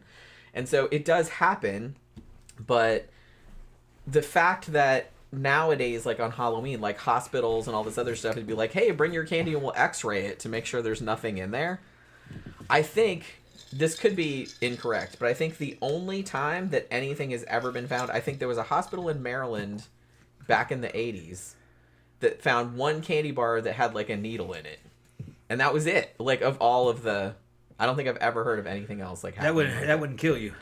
No, it wouldn't kill you. And honestly, that might have got in there at the factory. Like, somebody might not have, because weird shit falls into shit in factories, you know what I mean? Because you couldn't swallow a needle accidentally. Probably not. You're chewing it in some candy and you hit it and it might poke you, but that's not a fatal injury. No. You can stick a needle all the way through somebody and pull them out the other side and it won't kill them. I never got anything weird. Yeah. Oh my God, High Desert just reminded me of something. Yeah. So I remember dentists tried to start a trend giving packaged toothpaste and toothbrush packs instead of candy. I remember that. I think I got that a couple of times too. And everybody's like, that is so lame. That's so lame. Yeah, High Desert said now you have irradiated candy. Yeah, which is probably like worse for you than just eating it. I honestly, even though, when I was growing up in the 70s and 80s, like in trick-or-treating and stuff, yeah, that was around, like you heard about it, but we didn't worry about it. You know what I mean? Yeah. We just ate the shit. We never took it to get x-rayed or nothing. So, it's just kind of like, I don't know. Like I said, we did get some homemade stuff sometimes, and we didn't eat that, but that's more because we didn't think it'd be poisoned. It's just kind of like, I don't know how dirty this motherfucker's house is, you know what I'm saying? This could have like fucking dog hair in it and stuff. So it's like I didn't eat that, but other than that. Now, I never took anything if it wasn't sealed.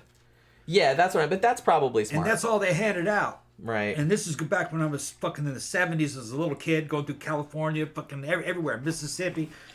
We did it in Brazil. Okay. Everybody handed out candy that was wrapped. Yeah. It was just store-bought shit.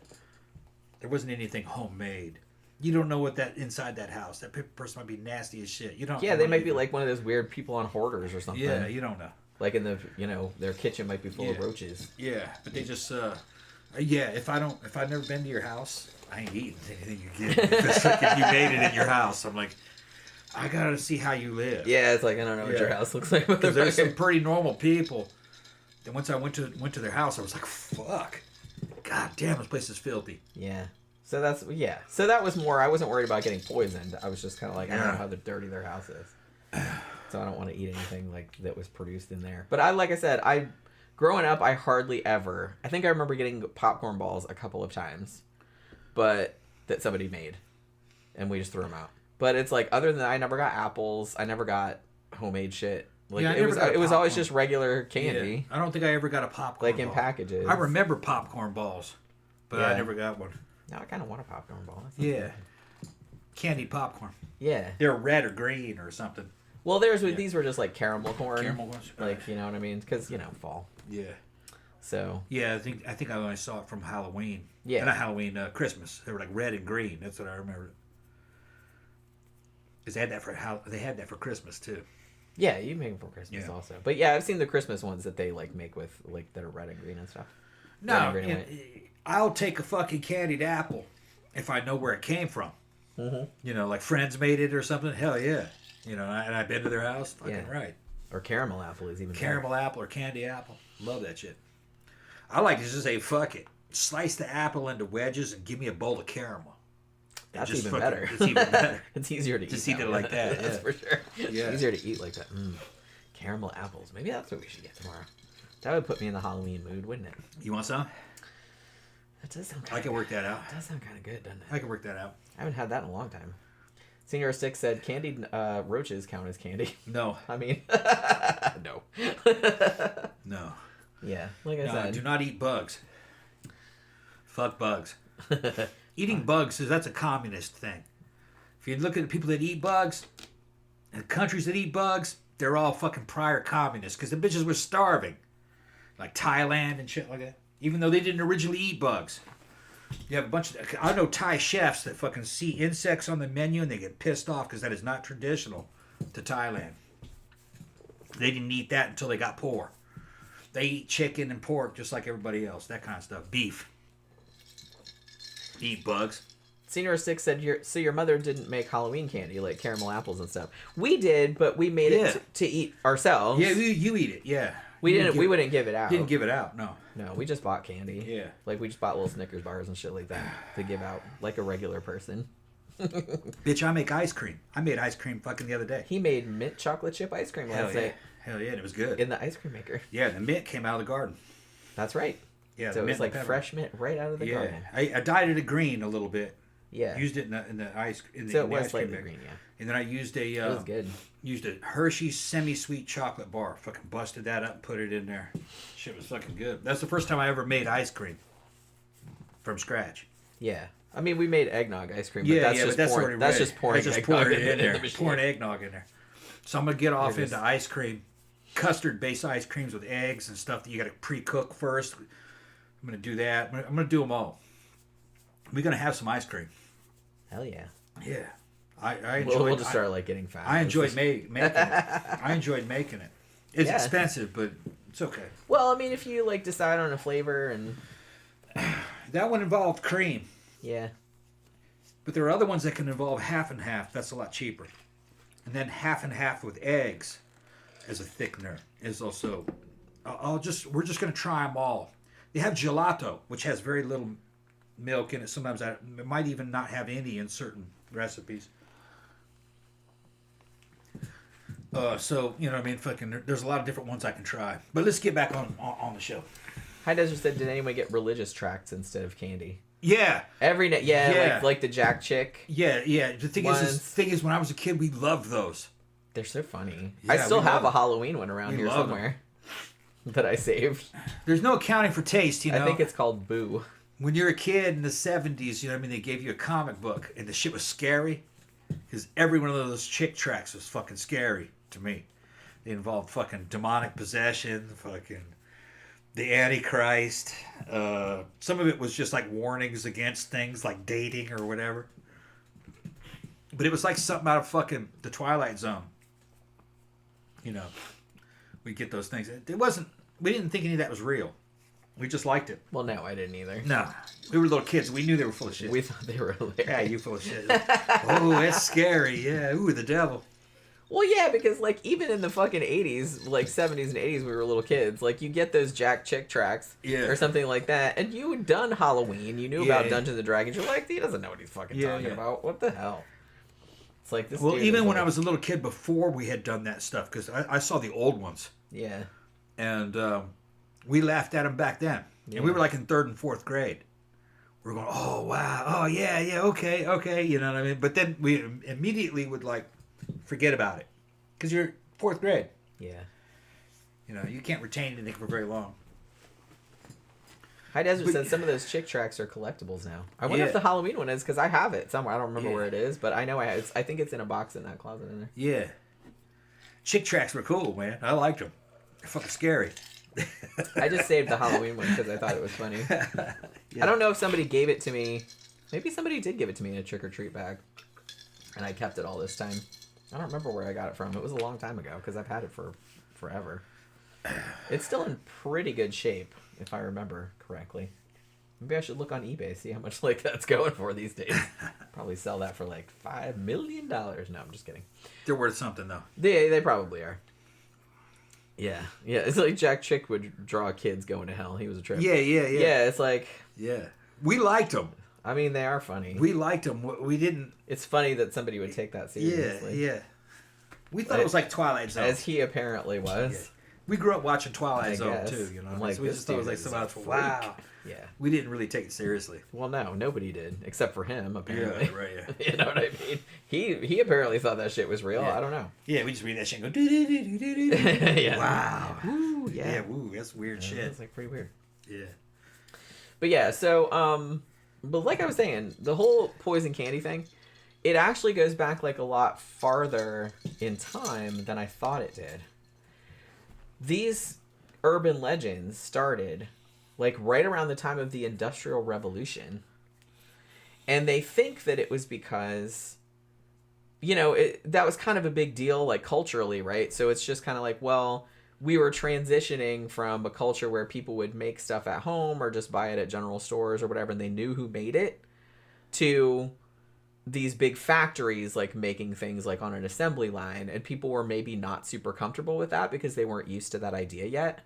So maybe because urban legends always come from a place of uncertainty or cultural upheaval or something. It always like speaks to the fears of whatever is going on like in the culture at that time.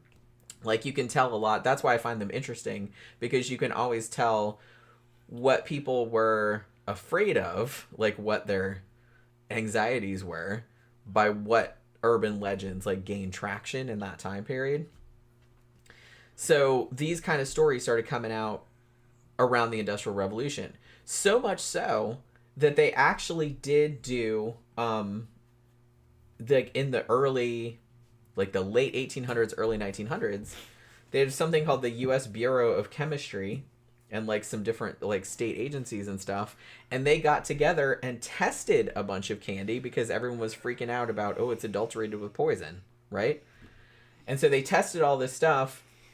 And they didn't find anything, obviously. Even back then, when they didn't even have any fucking laws where you could just, like, throw whatever the fuck in there. It's like the only things they found, it's like they did have, like, the corn syrup that they used to use in the candy back then, like, had a little bit of copper, like, from the cooking pans that weren't coated. And there were, like, some kind of dyes made out of coal tar that were in there. But it was just like super like trace amounts, so it's not like poison or anything. Wouldn't hurt you, probably. No, it wouldn't hurt you. Yeah. I mean, it's probably not great to like eat it all the time. I'm just saying that all of the stuff they were saying, oh, there's all this garbage and runoff and all this other kind of stuff in there. It's like there was nothing in there except for like just candy. You know what I mean? It was nothing.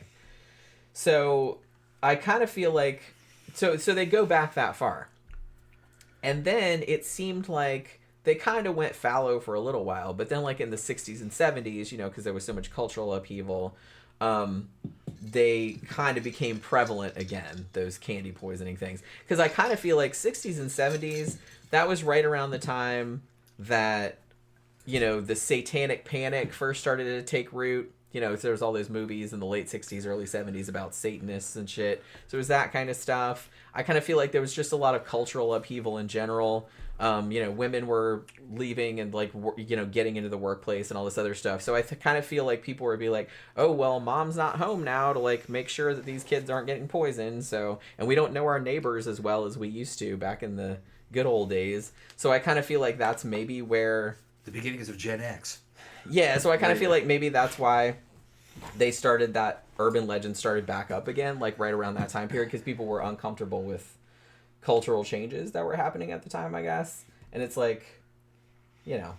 Not everybody was uncomfortable with it. Well, no, just I'm just old saying people. Yeah, Old people well, at the yeah, time. but like I'm saying in general, Yeah. like obviously not everybody feels that way. Right. It's just that I kind of feel like that's why these kind of urban legends get traction in certain time periods because of certain anxieties that some people have, and they kind of spread this kind of stuff, you know? Yeah. I think that's what it is. I can just remember that, in the 70s when I was a little kid, my mom came home and went to my dad. She goes, "They want your signature on this before I can get a damn bank account." And my dad was from Mississippi. We were living in California at the time, though. I was a little kid. And my dad was like, "What?" And he goes, "Yeah, they said that I have to have your signature here before I can open a bank account." He goes, "What's that got to do with me? You can't have a bank, And he just signed it. He laughed it off and signed it. I can remember that as a little kid.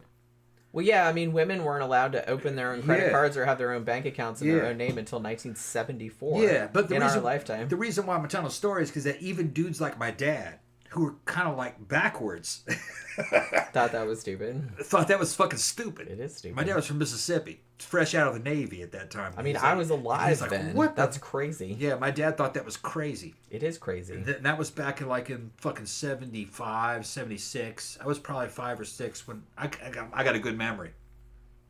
I can remember when I was an infant. All right. But I remember that happening. It was weird. It might have been a little bit later. It might have been 77. But I don't know when that law changed. 74, I think. 74? Yeah. As far as I remember. I think California, I can remember it. I think it was more like 75, 76 maybe. Maybe it just depends. I don't know. Yeah, I'm not really sure. Because I remember her. Because I wasn't that young. Isn't that fucking strange? Can you I wasn't imagine? that young. I wasn't 4 or 5. If I needed your permission, I might have to do been anything? 5. I might have been 5. Yeah. Because I was born in 69. So I might have been 5. I lived at 2524 Jackson Street, fucking Carson, California at that time. I remember I can remember it, everything about it. It might have been before 1776 because I can remember when that happened.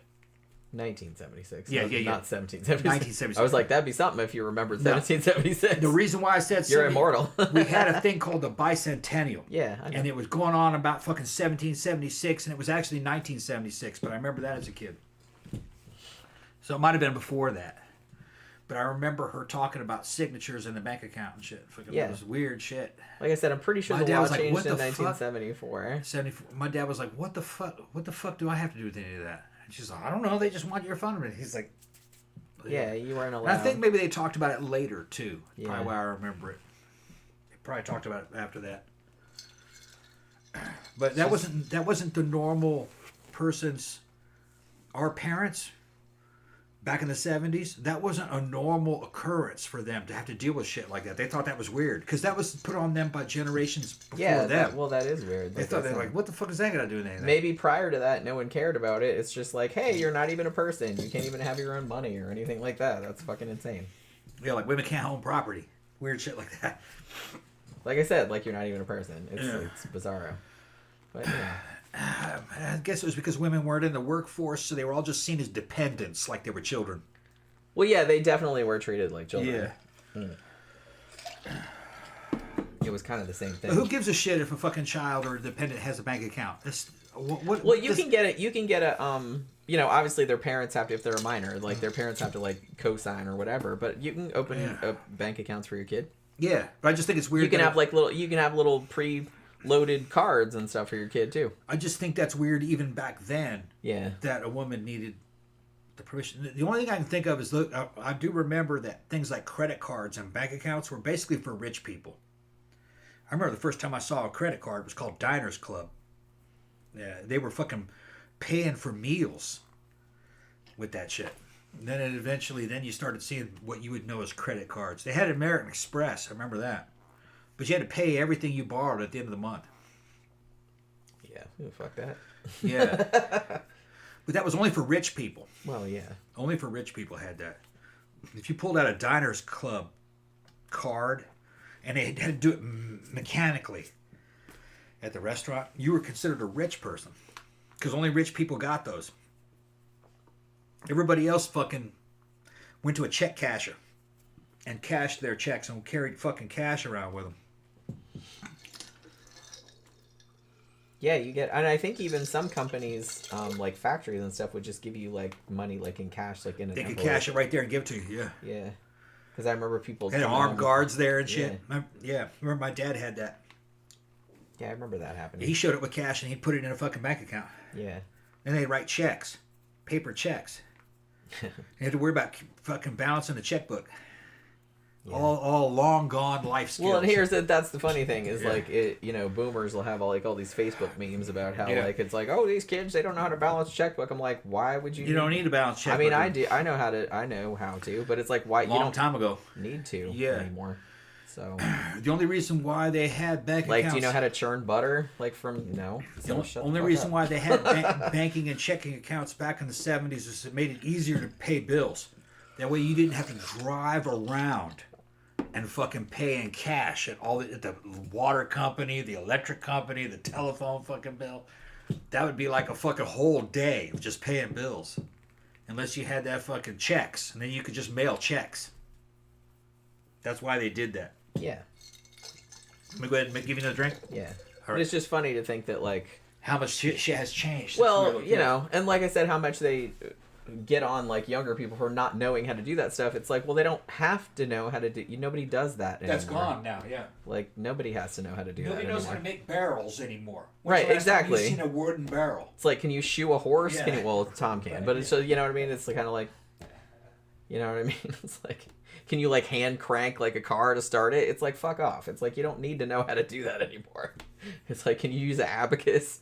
So yeah, it's kind of giving me that kind of energy.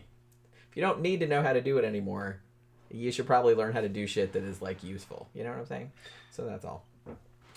So yeah, so like I said, even though when we talk about like Halloween poisonings, we're talking about just some random motherfucker who's putting poison and or needles or razors or something like that in candy or whatever and giving it out to random children. As far as that is an urban legend. That has literally like never happened ever. But there have been some cases that I kind of feel like push the myth forward, because a lot of times what happened is that sometimes something like that would happen and then it would get reported as, oh my god, like it was a Halloween sadist or whatever they called them, and then they would find out later that it wasn't that, and then they would print a retraction or they would print a correction, but they'd print it way back on the fucking page 12 of the paper and no one would read it. So it's like everyone just remembered the first thing that they read, which is very common. Now, probably, and I think we might have talked about this case before, but I'm not real sure. Probably the most famous case of a Halloween poisoning actually happened in 1974. And this was a murder of an 8-year-old boy named Timothy O'Brien. And what happened was that he died Halloween night, around 10 p.m., as he was eating some pixie sticks that he had allegedly gotten when he was trick-or-treating. Now, at first, I kind of feel like at first they were just kind of like, oh my god, it's that Halloween sadist that we've heard so much about.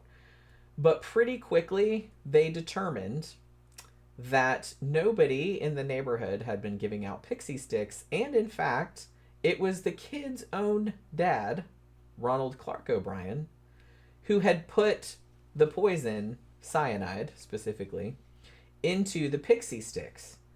And he put it in there. He gave it to his son. He also gave them to his daughter and like 3 other kids because he wanted it to make it look like somebody in the neighborhood was giving it out. Like I said, so he was using the urban legend like as cover to kill his own kids. Isn't that nice? Thankfully, not thankfully, because the son did die, but the daughter and the 3 other kids didn't eat the pixie sticks, so they were okay. But they did find out that it was actually the dad, and the dad was killing his 8-year-old. He was going to kill the daughter, too. So, But the 8-year-old kid, he was killing him for life insurance money is the reason why he was killing him. And he thought it was the perfect crime. He's just like, I'm going to put like cyanide in the fucking pixie sticks and I'm going to kill my kids and be like, oh no, like some random Halloween sadist like killed my kids and please hand over the life insurance money, please and thank you. You know what I mean? Except it didn't really work out like that because when they investigated, they pretty much immediately found out that it was the dad. And the dad was actually convicted of the murder in 1975 and got the death penalty and was actually executed in 1984. Even though I kind of feel like even an urban legend has sprung up about this guy that said, oh, he was executed on Halloween of 1984, but that is not the case. He was actually executed on March 31st, not October 31st. But yeah, so cases like this, you know, along with the Tylenol poisonings, which actually really did happen. It didn't have anything to do with Halloween, but you know what I mean? But I kind of feel like cases like this just kind of feed into the urban legend, you know, because he was using that urban legend to try to get away with murder. You know what I mean? So it's almost kind of like this weird like feedback that's one I remember mostly. Loop. Yeah. Like I said, I think we might have talked about this one before. But there have been like some other cases, and like I said, they're never like just random motherfuckers. They're doing stuff. There's always kind of like back in 1959, for example, there was this guy named William Shine, and he was a dentist in California, and he gave not poison, but he gave like that candy like laxatives. Yeah. Like I guess like the chocolate X-Lax or whatever. Yeah. That's what I'm picturing. Did they have that in 1959? I don't know. They must have. I remember the chocolate X-Lax from the 70s. Yeah, yeah. That looked like a chocolate bar. Yeah. A lot of people made that mistake. I never did, but you know what I mean. But I knew like shit. I knew some people that did. It's like, wow, this is the worst chocolate ever. Oh no. The only thing like that I ever fell for was I was a little kid. My mom had these things called AIDS. Remember when AIDS is AIDS? Yep. No, it was the AY. It's AY. It's AY. Yeah, AIDS.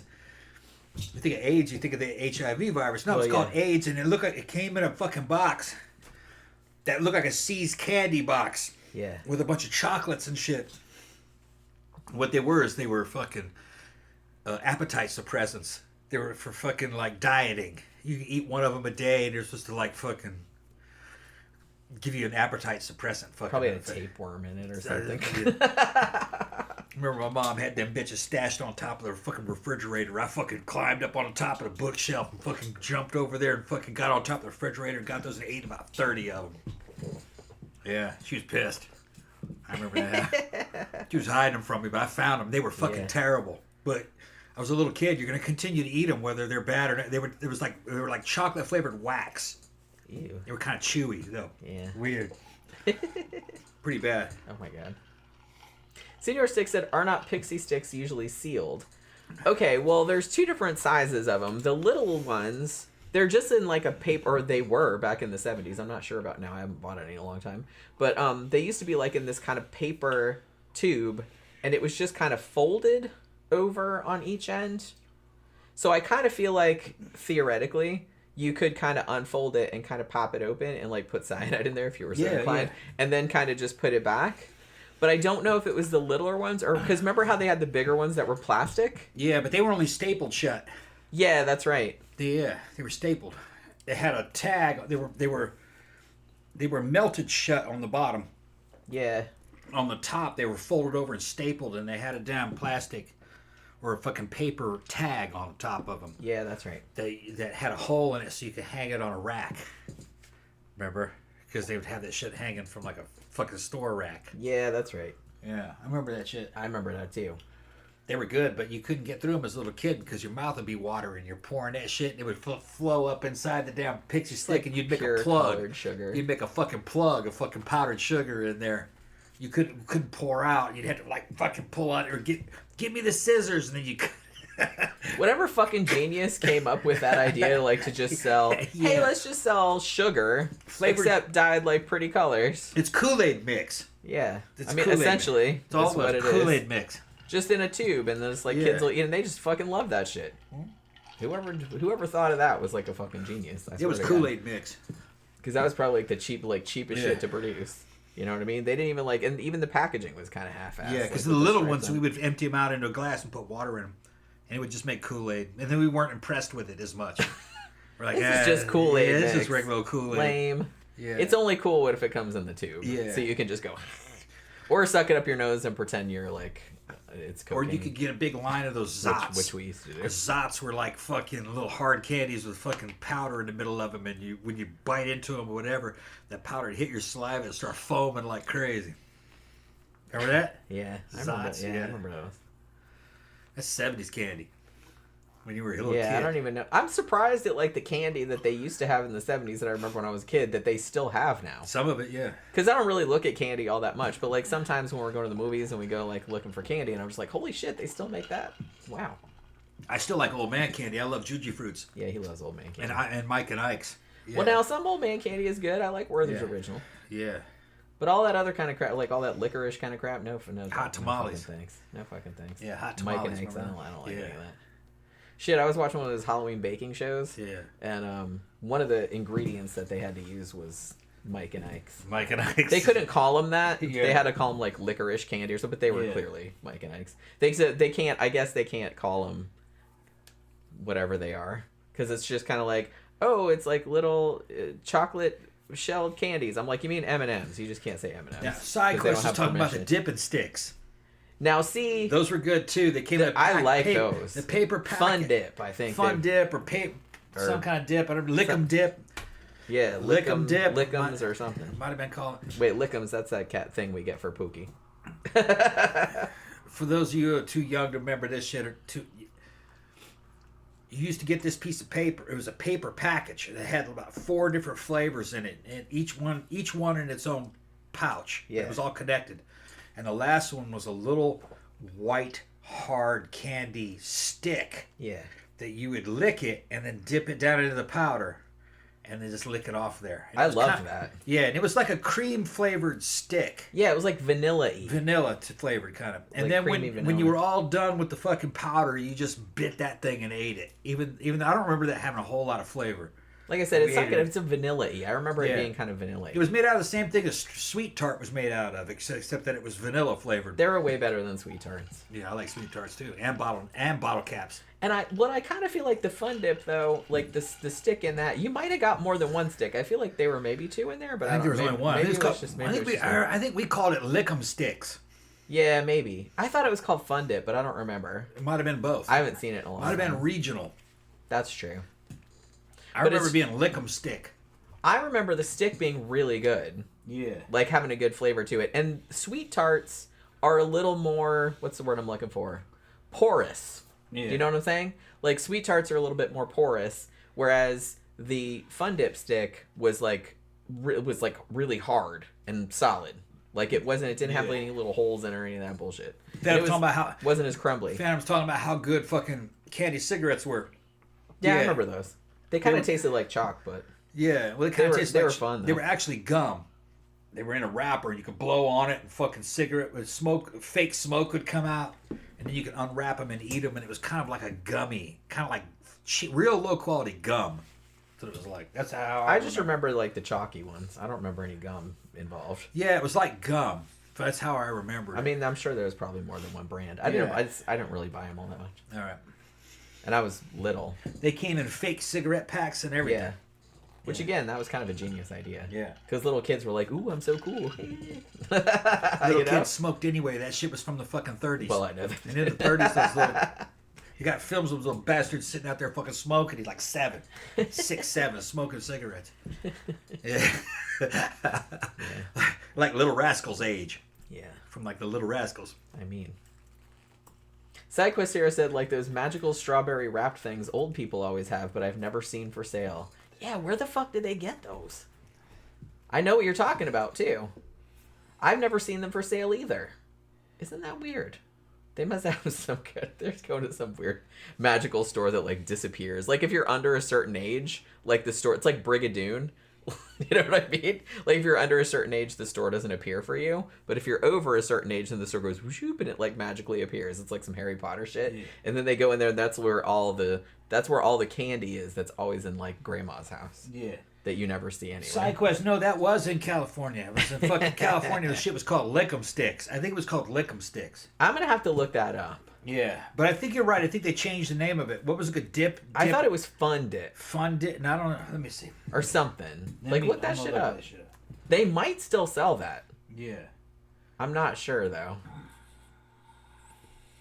Yeah, SideQuest says it's just magically populates whenever you use your senior discount. That's what I mean. It's just kind of like, that's so funny. That would make a great fucking story. Cause yeah, like I like some old people candy too. Like I said, I like Werther's Original and stuff, but it's like I don't understand like where they get. And that hard candy at Grandma's house you don't know how long that shit's been there. It's all like one fucking solid. I googled Lick'em Sticks. Yeah, see, Fun Dip. Fun Dip came Told up. you. See, I'm not It crazy. might be have been both. I'm not crazy. That's what I remember. I remember that So package. it says Lick'em-Aid. Lick'em-Aid. Lick'em. That sounds dirty. Yeah, hold on. Yeah, Burley says ribbon candy. Yeah. I made ribbon candy before. But Yeah, they're calling it Fun Dip. yeah, that's what I told you. But each one also says Lick'em-Aid. Maybe that's what you were thinking of. Lick'em-Aid Fun Candy. I thought it was Lick'em Sticks. It's aiding you in licking stuff. Well, okay, there's a whole bunch of shit. The candy that pours. It was called Lick'em-Aid originally. Okay. All right, and then they changed the name. I remember Fun that. Dip. I remember that Fun Dip package. Fun Dip. Yeah, Like- this is the package I remember too. Fun Dip. Yeah. Yeah. It was pretty fun. And see there, they got that little white looking. Not super hygienic, but Yeah. fun. See that little white looking tablet? That's the stick. And you fucking rip the top of them off to get that stick out of there, and rip the top off the fucking 2 packets. Look how And happy you the little had freak grape and you had cherry. Cherry. Yeah. Fuck the grape. Fun Dip. That's right. We called it Lick'em Stick though, I mean, I can see why you would. because it says Lick'em-Aid on it. Yeah, Tammy said yes, they still sell Fun Dip. I thought they did Yeah. because I was pretty sure I saw some in Publix or something like a Yeah. couple months ago, and I was like, hey, they still got that. SideQuest has said it's always the strawberry candy and those butterscotch candies and the Werthers. I want to see how many of you. I like butterscotch too. How many of you Gen Xers fucking remember Kugel? Remember Kugel? Is that the peanut butter and jelly? Like, Fake peanut mixed? butter. Yeah. Fake peanut butter. They called it Kugel. We never bought it, but Man, I kinda and they called it remember. Kugely Eyes. They was in a commercial. They had a song and everything, and it was flavored fucking peanut butter. They had like 4 different flavors, like chocolate and cinnamon and the all ones. I liked it as a kid. My parents were like, God, that shit's fucking horrible, you know. But a little kid would like it. yeah. And it turns out that that's the peanut butter that Europe got. That's why they all hate peanut That's butter. why they all hate 'Cause peanut they got butter. the shitty peanut butter. Because there's not enough peanut in it in America to call it peanut butter. So they just called it Kugel, which was a peanut butter like substance. Which that shit. And fucking I much mentioned that story fucking 8 years ago, and a German girl who she's not here anymore. She doesn't show up. She heard that story and she's like, really? And I said, and I was like, yeah. She went out and got real peanut butter, imported peanut butter, and she got addicted to it. She wanted to know Peanut all the butter's brands. fucking delicious. Yeah, because Europeans don't know what real peanut butter tastes like. Well, they don't. I mean, it's not their fault. They didn't get the good shit. That's not what they got. What they got was kind of like Kugel, which is fucking real low quality. No, it was actually, he was at Senior 6 trying to spell it. I think it was Koogle. Like Google, but with a K. Yeah, right? Kugel. Let me go look. With little, didn't it have googly eyes for the 2 O's? Or am I remembering? Yeah, that it had eyes, I think. wrong? Yeah. Now he's asking your O. Henry bars any good. I remember them being okay. I don't really remember. They're kind of like the other ones. It's it right there. Yeah. Kugel peanut butter. Yeah, so like Google, but with a Shit's K. fucking terrible. Yeah, it's pretty sucky. They had, is that a strawberry? No. It's a collector's item, though. And they had a whole commercials and everything for it back in the 70s. But that's basically the peanut butter that Europe got. That is shit. That fucking tastes terrible. Sadly. It's waxy. Because, like I said, I It mean, has a waxy texture to it. peanut butter It's is not so very savory, and it's just overly sweet, and the texture's wrong. But for some reason, I loved Kugel when I was a little kid. I probably couldn't stomach it now, but Yeah, you probably eat it and I'd be like, ugh, Yeah. I was like, that's better than peanut butter. My parents were like, that's shit, man. What are you talking about? No, that's not better than peanut butter. I mean, little kids, don't Yeah. ask them, like, what tastes Yeah. good. They don't know. Yeah. Like, they'll eat anything. Shit, Yeah. man, I used to just open fucking... One, I used to eat sticks of butter, which probably explains a lot. And margarine. I would just eat it. Also, remember, like, when you used to get hot dogs? I would just eat them right out of the package. I didn't, like, cook them. Yeah. Like, they're already cooked. It's fine. But they're not raw or anything. But, yeah, I would just, like, take the hot dog out of the package and eat it. I would drink pre-emulsion. I would drink cough syrup. Yo. So it's just, like, that's how ghetto you were. That's how fucking dumb, like, kids are. Wow, this is delicious. Honey, that's cough syrup. I know, but it's so good. I don't think they make pre-emulsion anymore. But it's just, like, it was kind of cherry flavored. But it, for real, like, it just tasted like really thick, like cherry cough syrup. But for some reason, at that time in my life, that taste was very appealing to me. So I would just chug it right out of the bottle. I wasn't sick or anything. You know? I don't know. Sticks of butter, strange. Yeah, I was kind of a weird kid. You know what I mean? I mean, I'm kind of a weird adult, but I was a weird kid too. Like, I would eat all kind of strange things. And although the weird thing about it too is that when I was a kid, I was a real picky eater. Like, there was a lot of stuff that I would not eat.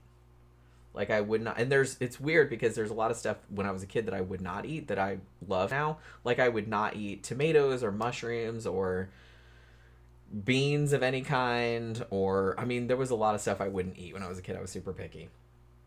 So I've expanded my taste a lot since then. But then I would eat, like, weird shit. Like I said, I would just, like, pick up a stick of margarine or something and eat it. So there's that. And like I said, just raw hot dogs out of the package.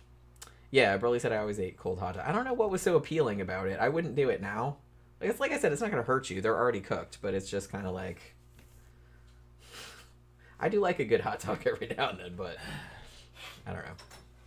I wouldn't have taken them out. But it was like, yeah, we went off on this whole tangent because of the laxative pills, and we were trying to remember the chocolate. I definitely remember chocolate X-Lax because I remember when I think I was in junior high. Yeah. I think I was in junior high or maybe elementary school, which, like I said, that could have been late 70s, early 80s. I remember somebody pranking somebody by bringing that and saying, hey, it's a chocolate bar. Because it looked like a chocolate bar. Like you could break pieces of it off. Yeah. I remember that pretty clearly. SideQuest Hero says the one she could never wrap her mind around was the Abba Zaba bar. Oh, yeah. I loved Abba Zaba. Abba Zaba was vanilla taffy with a peanut butter filling in it. See, now that sounds delightful. Yeah. If you like fucking taffy... I would eat the shit out of that. Or peanut butter taffy, you'd like Abba Zaba. It's real good. Because, man, anything with, like, any kind of white chocolate or vanilla anything, and especially if it has peanut butter. Because, honestly, as much as I love Reese's peanut butter cups, like the chocolate ones, the white chocolate ones are, like, 100 times better. Like, anything with white chocolate and peanut butter, I'm just going to eat the shit out of that. Yeah, and then she comes back, SideQuest, that's my army buddy. She said, fucking, but there are so many other better fucking peanut butter taffies out there. He says, yeah. But the thing is Abba Zaba was available. Yeah. That's what it was. You're a little kid, and you see that shit, and goes, hey, I'm going to get one of those. No. Right along with Abba Zaba, something kind of similar to me was always Chico Stick. Oh, I remember. Which was kind of like a stick in a clear plastic wrapper that was like the filling from a Butterfinger. That same kind of spun candy. Yeah. Type of thing. But no, Abba Zaba was good if you looked at it from the right perspective. It was good. Just not real high quality, you know. A lot of this candy. A lot of this, yeah. Senior Stick says, Tom and Jenny, brick of solid chocolate or chocolate with bits in it. Bits in it. I don't know what the bits are. Bits in it. Although it doesn't really matter because any bits you put in there. I don't want any bits of, like, you know, roach legs or anything like that in there. But, like, if you put nuts in there or... Raisins. I would take raisins. No, fuck raisins. No, I would take raisins. Like a chunky bar. Those are okay, but I don't like raisins. I would also take fucking broken up shards of peppermint candy cane Oh, now see that in now, chocolate. Now That's you're also talking. good. Now Yeah, you're it's talking. also good. Rice Krispies in the chocolate. That works too. Yeah.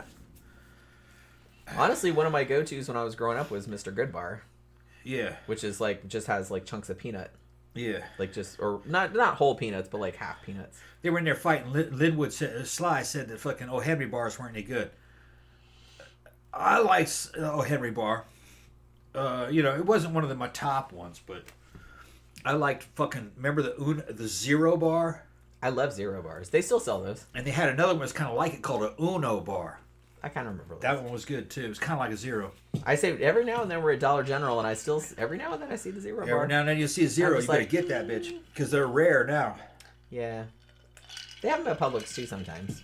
Not If you always. never had a Zero bar, it's like imagine a Snickers that has white chocolate on it Yeah, it's like a white chocolate on the outside, Snickers, and, kinda. and instead of peanuts, it's got almonds. Yeah, They were real good. man, I love Zero bar. Man, Yeah. now I want one. You could order Zero. I know you can. You gotta order well, a like I case said, they of got them. them at the fucking Dollar. They got them at Dollar General. They got them $1. Okay, Yeah, all right. I've seen them over there. And the Uno bar, I haven't seen that since I was a little kid. I remember think they thinking make that it those was the same. I think it was just a different company. It might have been. I don't remember. I don't think they Yeah. sell those anymore though. Yeah, SideQuest Sarah said fuck raisins. Yeah. I like raisins and chocolate. Y'all are I fucking don't- crazy. Holy crap. I love raisins. Well, honestly, like I really like, because we'll go to the dollar store or whatever, and they have these big bags of like trail mix, and they're $2-3 or whatever, and they have like a bunch of different varieties. Like some of them are spicy, some are savory, some are sweet or whatever, and it's just like every fucking one of them has fucking raisins in it, and like with the one we got the other day, it seemed like it was like half fucking raisins. It's like. And then it's either that or they have ones with banana chips, which can also go fuck itself. Sly, I tell you what, Sly, I will go to the fucking movies and sit and watch the movie and eat 2 or 3 boxes of damn Raisinets. Remember them things? Yeah, I I remember fucking those. loved them. I haven't brought those to the movies in a while. I'm gonna fucking get me some Raisinets next time. I remember fucking loving. I also liked Bit of Honey. I didn't like Bit of Honey as a kid, but I like them now. Yeah, I developed a taste for those. Yeah, they're good. That's another kind of toffee, kind of a taffy, kind of peanut taffy. Pretty good with a honey flavor to it. Okay, let's get back to the thing. Yeah, I mean, we were talking about candy. We're talking about candy. It's Like it's I said, all- we got, like, in 1959, this motherfucker, who was a dentist. I guess he was... I don't know if his motivation was he was trying to take a stand about Halloween because it's like, oh, these kids and their cavities. You would think that he would want kids to have more cavities so he'd have more business, but I don't know. So he gave out laxative pills because apparently he thought that would be fucking funny. Yeah. To trick-or-treaters. And even though, like, they didn't die or anything like that, but he was still charged with... I love this. He was charged with outrage of public decency. Yeah. Which I thought was funny. Oh, and also unlawful dispensing of drugs. Because you're giving people laxatives and, like, I mean, you're still not supposed to do that. You know what I mean? It's still like a drug. So yeah, he did get in trouble for that. Sly said 0 bars are why he still has fillings. Yeah. Yeah, I mean... And other people are asking, how old is the 0 bars? 0 bars were around for a long time. I think that was Mars, M&M's, same as... I think it's, yeah. Same as Snickers and Milky Way. It's like the third one. It's the third option between Snickers and Milky Way. 0. Fucking real good. I love 0 bars. If you can't find them at your store, you can go on. You could probably go on fucking Amazon. And Well, yeah, buy, you can buy all kind of old-timey buy 'em. candy on Amazon. Yeah. There's a couple stores on there because I bought you like a 10-pound bag of saltwater taffy on there Taffy. one I time. love saltwater taffy. Yeah, because he loves that. So And I bought actually him that. like cheap saltwater taffy Yeah. better than fucking expensive saltwater taffy. But I I'm- bought it from like a store that specialized in like old-timey candy. Yeah. Like they had everything. Like I don't Yeah. know where they're getting it from. Those companies still exist. They just got purchased by other. It's crazy that like I said, it's crazy to me that some of these candies that you don't know anybody that eats them. Yeah, like Necco wafers. Yeah, like who the fuck eats those? Nobody. You can still get them. But you can still get, and they're still obviously selling enough to like Yeah. produce them. Otherwise, no one would make them. Necco wafers are the oldest American candy. It's from the 1800s.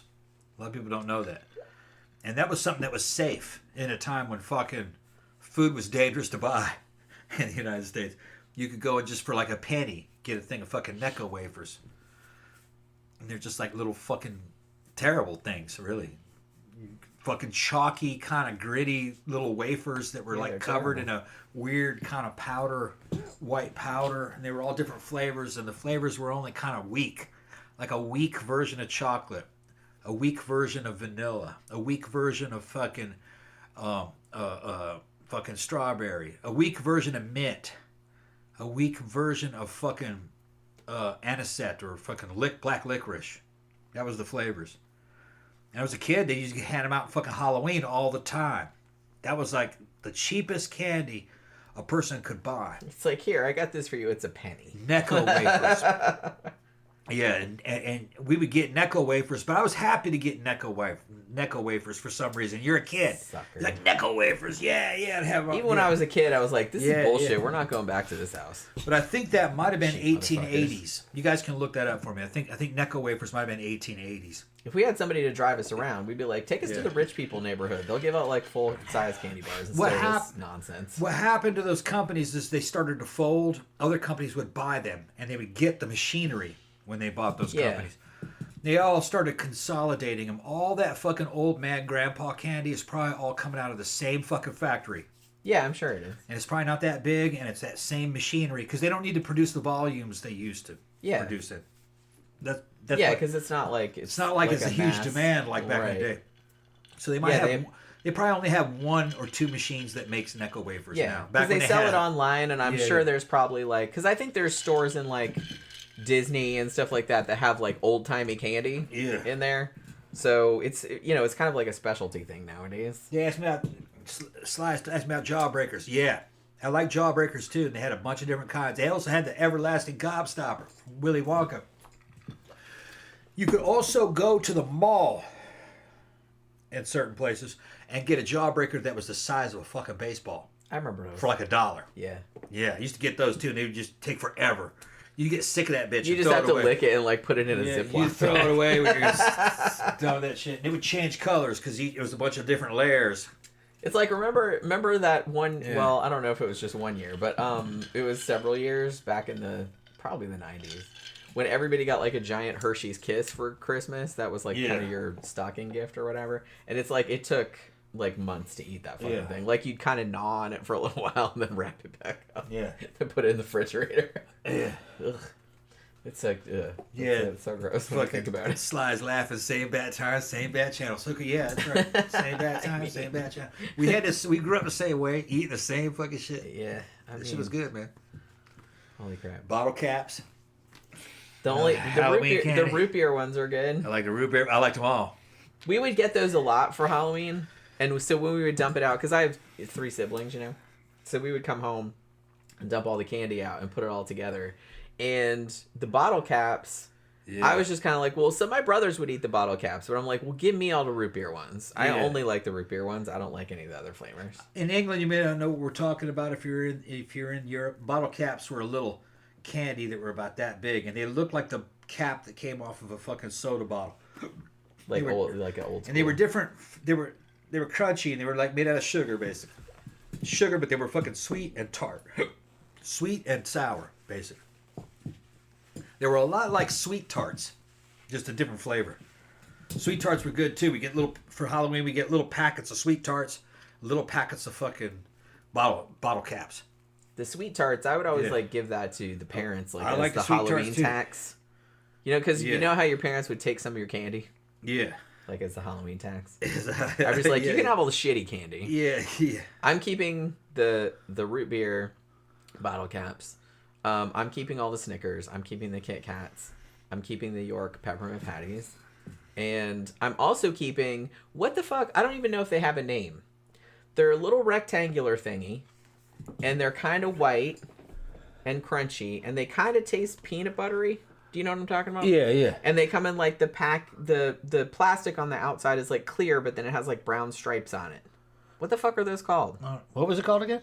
Well, that's what I'm asking. What are they called? Describe it again. It's like a little rectangular Yeah. candy. Yeah. It's white on the outside, Yeah. and then on the inside it's crunchy like a Butterfinger, but it's more like peanutty. Uh-huh.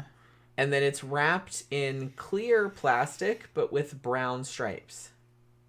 What are those? I don't remember.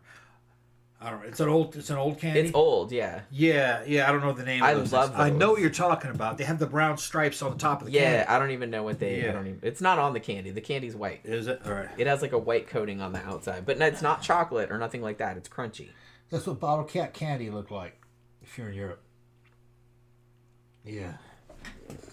That shit was good, man. They had Brandon- orange, grape, root beer, cherry, and cola flavor. And I forgot about the cola flavor. Yeah. I mean, the cola flavor was okay, but like I said, for some reason, the root beer ones were the only ones that I liked. And it came in a paper envelope Yeah, I remember with those. that. And that's Yeah. the thing, you didn't know what flavors were in there. It was always a surprise. So you had to open them. Well, it was all the same mix, though. They weren't. Yeah, they were. They were mixed. Were they? Yeah, they were mixed. I remember them just being like random. No, you got all flavors in there. See, they came like that. Okay. Yeah. Man, that's bringing back some memories. Yeah, they came like that. Yeah. I don't know, because I don't usually like candy like that at all, like sweet Oh, tarts. I don't like like any of that. I'm but a boy. But for some reason, the bottle caps, like the root beer flavored ones, Yeah. I really like those. Something about boys. Little boys like fruit flavored candies that's real fucking sweet and tart. Girls always went for the chocolate. I liked chocolate, but I would take fruit flavors over chocolate. The only Every time. fruit flavored candy I really like is Starburst. Yeah, they were good too. And I Well, usually just like, and I like the lemon. The lemon's the best one, and the orange, and the cherry and strawberry. But But you the also- other flavors can eat a dick. I don't you like those. cannot forget though the Jolly Ranchers sticks. Oh, and Jolly Ranchers, but The watermelon, sticks, yeah. the watermelon one. Before they were little lozenges or squares, they came in a stick. They were flat. Yeah, And they were cheap, and they had a fucking a million flavors of them at the store when you were a little kid. I want a lemon one. I want some grape ones. I want a watermelon. I want the apple. You know what I mean? Let me have the pineapple. I remember they used to I want the sell. cinnamon. They used to even sell. Do you remember Yeah. when they used to sell like just the little square Jolly Ranchers, like in a big bin, like they were each Yeah. individually wrapped, and they were like a penny each or a nickel each or something like Yeah. that. Like, and you could just like get a whole handful of them. Those are pretty good. I think we were getting the sticks for either 5 or 10 cents. Yeah, the sticks were more, Yeah.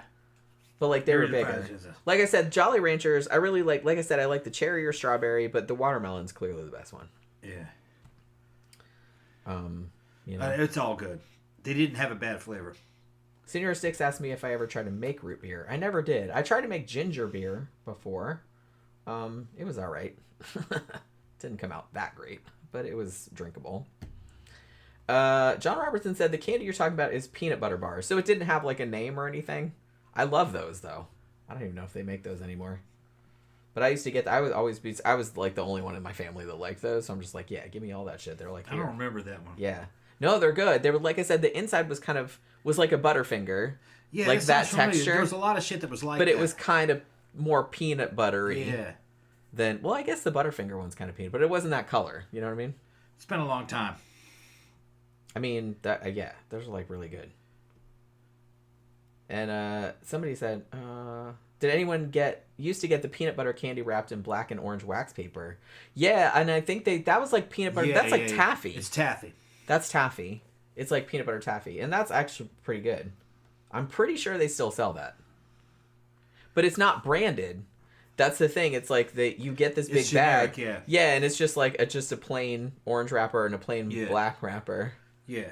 So I don't even think it has a name. But it's No. taffy is what it is. Yeah. But it's That's peanut been butter, around forever. peanut butter taffy. They sell that shit in bulk. I'll eat that. I'll eat Whatever that. factory makes that, they sell that shit in bulk. Yeah. And the black and orange ones, they come out in Halloween all the time. Yeah, like you can still get bags of it. Yeah. I think they still have it. They have it at Dollar Yeah. General actually. But yeah, I'll eat that. Like I said, I'm not a huge taffy fan, but I do like the peanut butter taffy. I like the bag that I got you before. They had like a peppermint taffy in there that was delicious. Yeah. that was really good. Yeah. I'll eat anything that's They're peppermint. white with red stripes on That's like peppermint flavor. them. Yeah. That's like really yummy. But yeah, okay. So let's get into. I mean, like I said, we're talking about poison candy, so we can talk about candy. It's okay. So here's another case that happened. Now this was before the murder, right? The O'Brien murder. This happened in 1970 in Detroit. So this little boy, it was a couple days after Halloween, And I guess he had been eating his candy. He was 5. His name was Kevin Toston. And he went into a coma on November 2nd, 1970. And then he died 4 days later. They determined that he had died of a heroin overdose. And they analyzed some of his Halloween candy and saw that there was heroin in it, like that had been sprinkled on there. So the media reported it as, here's a case of Halloween sadism, like someone's poisoning the candy. And that was what everybody remembered. So this might have been one of the cases that like people remember as this kind of thing. However, after the police investigated, and this was reported less widely, so probably less people remember this, what actually happened was that the kid's uncle had been a heroin addict, and the 5-year-old had gotten into his stash. Damn. And had died from it. And the family was trying to cover it up, so they put some of the heroin in the Halloween candy so it would look like it wasn't their fault. Yeah. Yeah. So again, not a mass poisoning. That was just like a family being like, "Oh shit, we're gonna get in big fucking trouble because the uncle has some heroin and the kid died from it." So lock up your heroin, kids. That's the lesson there. Now here's a case. I love this. Remember how you were saying before, like some cranky old lady like giving out kind of stuff? Okay, well that did happen. This happened in 1964. So this is a housewife named Helen File, I think is how you pronounce her last name. I'm not real sure. It's like spelled real weird. She lived in Green Lawn, New York. And what she was doing, and I think somebody mentioned this like in the chat earlier, like a long time ago. She was apparently mad that some kids that were coming to the door were too old to be trick-or-treating. Which, like, what a killjoy. Come on now. You're messing shit up. Halloween's for everybody. I don't have enough fucking candy for all you bitches. Well, here's the thing, though. Is that she went out of her way to make these little joke packages that were, like, inedible shit. Like, they were, she would put, like, dog biscuits in there or, like, steel wool pads. Damn. But, like, ant poison. But it was clearly poison. Like, it had a skull and crossbones and said poison on it. That's weird. And when she would give it to... Here's the dumb thing. She would give it to these teenagers that came to her, "Oh, you're too old to be trick-or-treating, so here." But then she would tell them, "Oh, well, don't eat this. It's poison." Yeah. So I'm like, what was the fucking point of this exercise? This is such a boomer thing to do. Yeah. I was like, one, why do you care? Like, you're giving out candy anyway. Why the fuck do you care how old they are? If you have a costume on, I don't give... You could be fucking 60. If you have a costume on and you come to my house on Halloween, I'll give you candy. Yeah. I'm not an asshole like that. Now, if you come to my house without a costume, then maybe we could have some words. But if you made an effort, I don't give a fuck how old you are. I'll give candy. Tequila Lips fucking brings back something, man. I forgot all about that. You said that fucking when you were, I guess it's a he. Oh, thank you, Sly. Gave us a super chat. Thank you very much, Sly. Thank you very much. Happy Halloween. Those Jolly Rancher sticks. He said that they eventually became razor blades. That's exactly what happened. Those fucking sticks that get smaller and smaller. They got sharper and sharper, and you could cut yourself on that. It's probably why they don't have the sticks anymore. Another thing we used to do is suck them sticks down. They get thin, and you suck on that shit, and it would stick to the top of your roof of your mouth. I remember that happening. And take the form of the top of the roof of the mouth, and we'd pull it out and go, "Look, it's my retainer." Remember? Yeah. It looked just like a retainer. We used to do all that kind of shit. It'd be like a fucking... Because we knew some kids with retainers. Yeah. They would take them out at lunch. My retainer. Put it on their lunch tray. And you'd be like, I don't know if they have retainers anymore. I imagine they do. If you have braces, when you got your braces taken off, you had to put retainers on. Everybody's older sister had retainers. Yeah. It was back when I was a little boy, and fucking if you were a chick that had fucking braces or a retainer, you were fucking older than I was, and you were sexy as shit. You liked that? Yeah, I loved fucking metal mouth. I thought that shit was hot. It was like jewelry on the teeth, you know. And when you're like 6, 7, 8, 9, that's older woman stuff. I mean, shit, she might be 12. You know. Damn. Yeah. older woman. Smoking hot. I never had to have a retainer or braces. Yeah. I'm not bragging. I always had nice teeth, though. Yeah. They were always, like, straight. But I knew a lot of people that had that. Remember, like, way back in the old days, you had to have, like, if you had really bad teeth, you had to have the whole headgear kind of situation.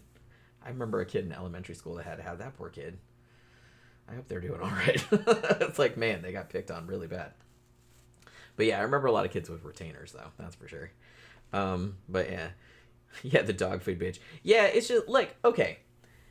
Here's the thing. Like I said, I have an issue if people come trick-or-treating and they don't have a costume on. Like, okay, I have an issue then. Like, yeah, you're not getting any fucking candy. Come on. Like, you didn't make an effort.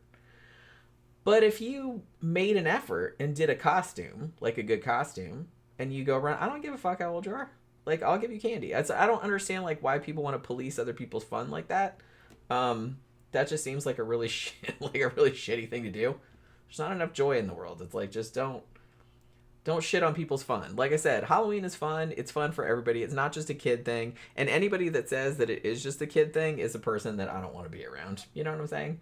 So it's just kind of like, I don't really get what this woman was trying to accomplish, because here's the dumb thing. Like I said, this is like such a boomer thing to do. So she's mad that these kids are too old. And they're like teenagers. They're not like, you know, they're not 40 or anything like that. She's teenagers. And so she specially goes out of her way to make little special packed. I'm assuming that she gave the younger acceptable children candy, I'm guessing.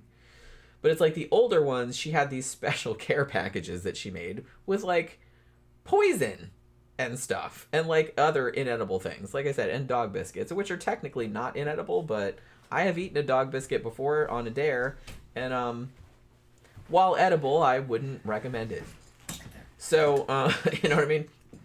So the fact that she went out of her way to do that just to be a twant, I don't really understand why you would expend your energy in that fashion. Like, you have limited time on Earth. Why waste it shitting on other people's fun? I don't get it at all. And the joke was on her, actually, because even if she told everyone that she gave these little care packages to, oh, it's poison, don't eat it, haha, that's still illegal. So she still got in trouble. I mean, she did get a suspended sentence, so she didn't get, like, punished.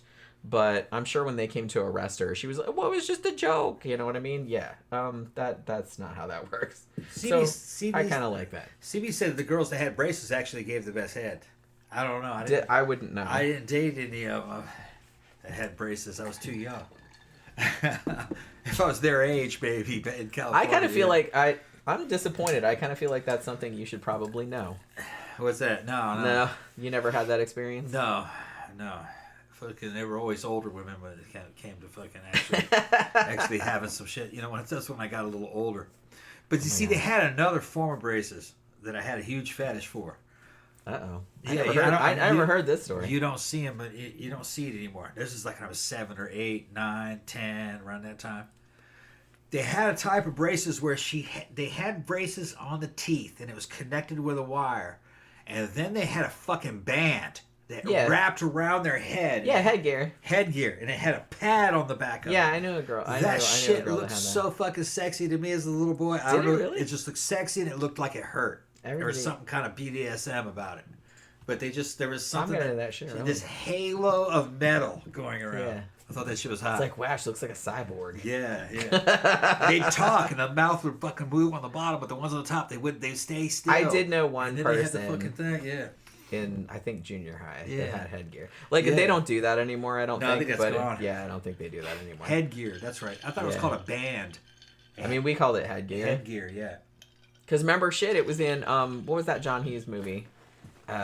16 Candles. Yeah. Remember how Anthony Michael Hall's character, damn it, Mom, I got my headgear on. Like, he had it. Yeah, you know what I mean? Right, yeah. That was like you got picked on, like, big time if you had that. A lot of girls had that when I was a kid. Fucking everybody thought they were hot. Really? Yeah, because they were hot for the day. Girls were hot? For the day, okay. for the day. Zach says, what about headgear? What I missed? Yeah, headgear. Yeah. It was back when we were kids. Some of the braces looked very fucking sadomasochistic.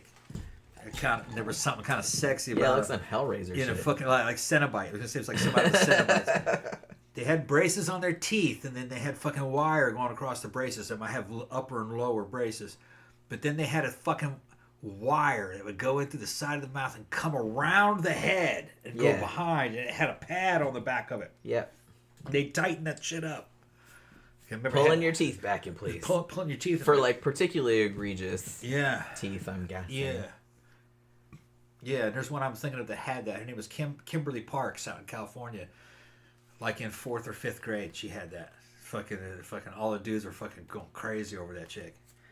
Now Jimmy, I grew up with Jimmy and Jim North. He ended up being a California highway patrolman.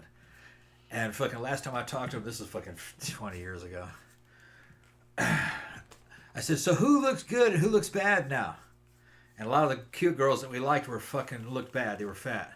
And he said, Kim Parks is fucking great. She's hot as shit. She was a stripper. She was a stripper for a while. She's like, looks really good. I was like, wow. She said she had a perfect body, real athletic. But she was cute even back then. You know, all the boys were fucking like, yeah, she's pretty cute. You know, I kind of feel like, and that was like before boys were really kind of into girls, like 3rd grade. Yeah, when girls are still like, and have cooties. Yeah. But we were like, oh yeah, Kim. Oh yeah, you know. We liked her. Y'all liked that headgear. Yeah, she had headgear later Which on. is so funny because, like, I knew a kid that had headgear and they got picked on, like, mercilessly. I didn't pick on them because I don't do that kind of stuff, but other kids did. But it's interesting, and this is not true across the board, obviously, but I do find that kids that you knew in school that were super cute in school or super good looking or super popular or whatever, they tend not to age that well. Yeah. It's usually kind of the ones that were a little bit awkward or a little bit weird or a little bit like you wouldn't think that. And then like you see them later and it's like, wow, they look really good. You know what I mean? Yeah. That's in general. I just, that's not true across the board, but yeah. What was funny is there was a little girl fucking like in 3rd, 4th, 5th grade that we were fucking all crazy for. Another one. Her name was Julie. Julie was super cute. And she was either she was half Filipina or she was full-blooded Filipina. I might have been a full-blooded. She was cute as shit. Look, and I asked about her, and he goes, "Oh, her, yeah, man, she weighs like 300 pounds." It's like, really? He goes, "Oh yeah, she got big. Yeah. When she got into high school, she started getting just bigger and bigger and bigger. And she weighs like 300 pounds now." I was like, "Man, that's amazing." And he's like, "Yeah, she was cute when she was a little girl, wasn't she?" I was like, "Yeah." I knew some girls in junior high and high school that were like the popular like cheerleader girls. Yeah. And then like 10, 15 years later, I saw them at the mall or something like that. Yeah, they chubbed way out. Yeah. And they looked old. Yeah. I guess they'd squeezed out a bunch of kids probably. Yeah. But I was like, sucks to be you. Guess you peaked in high school. But, not to be mean or anything. But like I said, that doesn't... Like some people... Because some people I knew in high school, like girls that I hung out with, they still look amazing, like to this day. Like you wouldn't even know that they were the same age as me. Mary Lynch looks great. Yeah, well, like my best friend from high school, Christy, she's on my Facebook and stuff. Like she looks exactly the same. She does not look like she's aged a fucking day. Yeah, and she's had a bunch of kids too. She has a bunch of kids. So, but she wasn't like. I mean, she was like popular, but she was like kind of a weirdo too. So it's like she was kind of in between. You know what I mean? Yeah. But she was always like super beautiful, and she didn't get fat. She didn't like nothing like that. She still looks pretty much exactly the same. So. It's just, like different. Yeah, so this craggy old bitch giving out points. Like I said, I don't get it. I don't understand why you want to shit on anyone's fun, but okay. So there was another case like this that actually happened like more recently. Like it's still a long time ago, but it was more recently. It happened in 1994. So this was a 3-year-old kid. This was in Connecticut. And he was rushed to the hospital and was found to have be suffering from cocaine poisoning. So immediately they thought, oh, it's Halloween. So he ate some Halloween candy that had cocaine in it. So that whole thing happened. And the media reported it as that.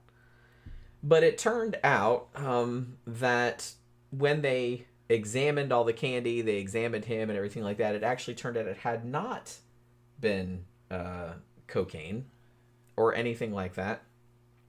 So they don't actually know what it was that poisoned this kid, but it definitely was not cocaine because that was like a mistake that they found at the beginning. But like I said, by that time the damage had been done because the media had already reported it as that. There was another one in 1991. Now this happened in DC, and this actually happened where a dad, he was the 31-year-old, his name was Kevin Cherry, I think was his name, and he ate some of his kids' Halloween candy, and then he died. So they thought that it was something to do with the candy, and like they reported in the media, oh my god, like if you live in this neighborhood, like bring your candy, like throw it away, don't eat it, all this other kind of stuff. But then it turned out that the dude had just died of heart failure. Like it didn't have anything to do with poisoning. And it just happened, I mean he was young, sure. But it was just coincidentally that he had happened to like eat Halloween candy at the same time. It just seems like it's always that kind of thing. You know what I'm saying? Yeah. And there's another case too. It was like a 7-year-old girl. This happened in 1990, and her name was Ariel Katz, and this was in Santa Monica, and she also died, like shortly after trick or treating. And again, they thought this was like a random poisoning, so they told everyone in the neighborhood, like, don't eat any of the candy. We don't know if any of it's adulterated or whatever. And then they did like this huge search. They go door to door and all this other kind of crap, and blocked off the street. And all this other, they confiscated all the candy and everything and tested all of it.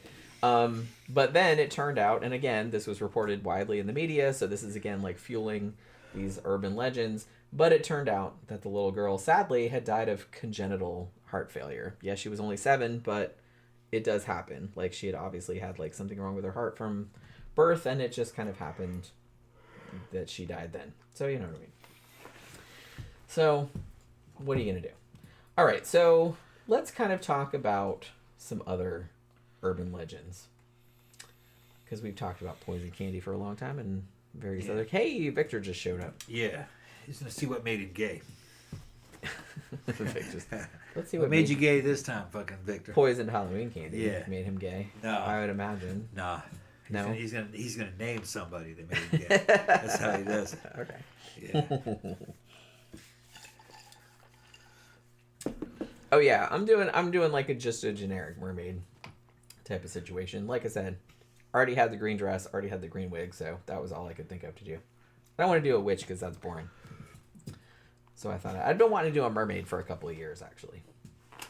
I was gonna do a scarier mermaid, but then I was like, I found a couple like examples of makeup online that I really liked, and so you saw the picture that I was working off of. It's kind of close. It's kind of close. All right, so let's talk about this. I feel like this is a pretty popular Halloween urban legend. So the legend goes, and this was even like a meme that passed around with like a photograph, which I'm going to show in a minute. So there's apparently this Halloween costume party that, 80-some people attended back in 1962. And at this party, there was a guy, and he had this weird black mask on. And at some point during the party, somebody took a picture of him and like a whole bunch of other people at the party. And the story goes that not long after this photo was taken, this mysterious man in the black mask went around the house, locked all the doors, and then just went on a murder spree. Like inside, like he had a kitchen knife, and he just went around like stabbing everybody. Well, not everybody. Like in the end, so the story goes, he ended up killing 7 people, and then the cops showed up and he escaped. Now, again, the story goes that the police never found this person, so they don't know who he is. And another detail is that many years later, like 7 years later, was it 7 years later or a few years later anyway, they found the mask that he had worn to the party. I don't know where they found it, but they found it somewhere. And apparently, according to the legend, the FBI still has this mask, but they don't know who this person is. So this is the meme that I'm talking about right here. this picture right here and the little dude in the middle there with the weird black mask on is allegedly the dude who, shortly after this photo was taken, went on a murderous rampage and killed 7 of these people before fleeing the scene and never being caught. That's pretty good. You got a side fucking Yeah. shit. You know how to do that? You knew how to do that all along? Yeah. Okay, I didn't know you knew. I know how to do lots of things, Tom. Okay. Yeah, that's good. But yeah. Well, it's just like adding a picture to something. It's just Yeah. that it's not the whole screen. Before it made the whole screen fucking. Yeah, well, it just, like I said, it depends on the size. Okay. I just left this half size so you could read the text at the bottom. Because this is a meme that went around, like an urban legend. Okay, Victor says what made him gay. He ate a Jolly Rancher that fell out of fucking Keanu Reeves' foreskin. That made him gay. Wow. Yeah. Yeah. That's the best one yet. Only a gay dude would come up with some shit like that. That's the best one. How have you thought about that shit? How long had it been in his foreskin? And what Yeah. flavor was it? I have so Yeah. many questions. Yeah, did the juice kind of spread around the fucking dome of his Did he put it in there specifically knowing that it would fall out later and make you gay? Or did it just happen to be in there because that's just a thing that he does? What flavor was it? That's what I said. Bet you that bitch had watermelon flavor up in there. I mean, watermelon is the best flavor. Everybody knows Or that. cherry. I mean, cherry's good too. Yeah. Oh my god. I like the lemon though also. Well, the lemon is also. Yeah. Yeah, Zach said it tastes like smegma. Ew. Yeah. Smegma flavor. But yeah. So, despite what the meme might have you believe, that picture does not have anything to do with a Halloween massacre that happened in 1962. Matter of fact, there is no Halloween massacre that happened in 1962. There are no police reports that match the details of this story. That is just a random ass picture of the random ass fucking Halloween costumes that people used to wear Yeah. before people knew what they were doing. Yeah. I talked about this. If you guys watched my video that I put up, I think I put it up yesterday about the Midnight Hour, that TV movie, the Halloween TV movie from the 80s. And I kind of went off, it wasn't a rant, but I kind of went off on a little bit of a digression about Halloween costumes in 80s movies and how, like, random a lot of them were. Because it's like a lot of the costumes in there, I'm like, what the fuck are you supposed to be? Yeah. Exactly. Like, you look like you're supposed to be something, but I'm not entirely sure what. You know what I mean? So I kind of feel like nowadays people take Halloween costumes a lot more seriously and will try to, like, do it right. Yeah. You know what I mean? Because cosplaying is such a big thing. Like, they'll spend money on it. It's like, we have to get, like, all the details right. But, like, I feel like back in the 80s, people were like, you know what? I'm just going to wrap toilet paper around myself. Yeah. And call it a day. Yeah. I'm a mummy. Yeah. Victor said that Jolly Rancher was a green apple. Oh, it's sour apple. Yeah, sour apple. He got the Okay. green one, yeah. It's funny here saying there was no fucking cosplay. That's true. When I was a little kid living out in California, I asked my dad to take me to the Doctor Who fucking convention. Tom yeah? Baker was going to be there. Oh, wow. But now we left before he shut up. My dad couldn't take it. He's like, He couldn't take it? Yeah, he was looking around and he was seeing Because people were too dorky. people were too dorky. Fucking, he was looking around and looking at all these people in in the fucking Tom Baker Doctor Who outfits. You know what I mean? Some of them he even made K9, the dog, the robot dog. They were running around. It was just a remote control car. That's awesome. It was a remote control car with the fucking chassis of that fucking dog on it. It looked right out of the movies though.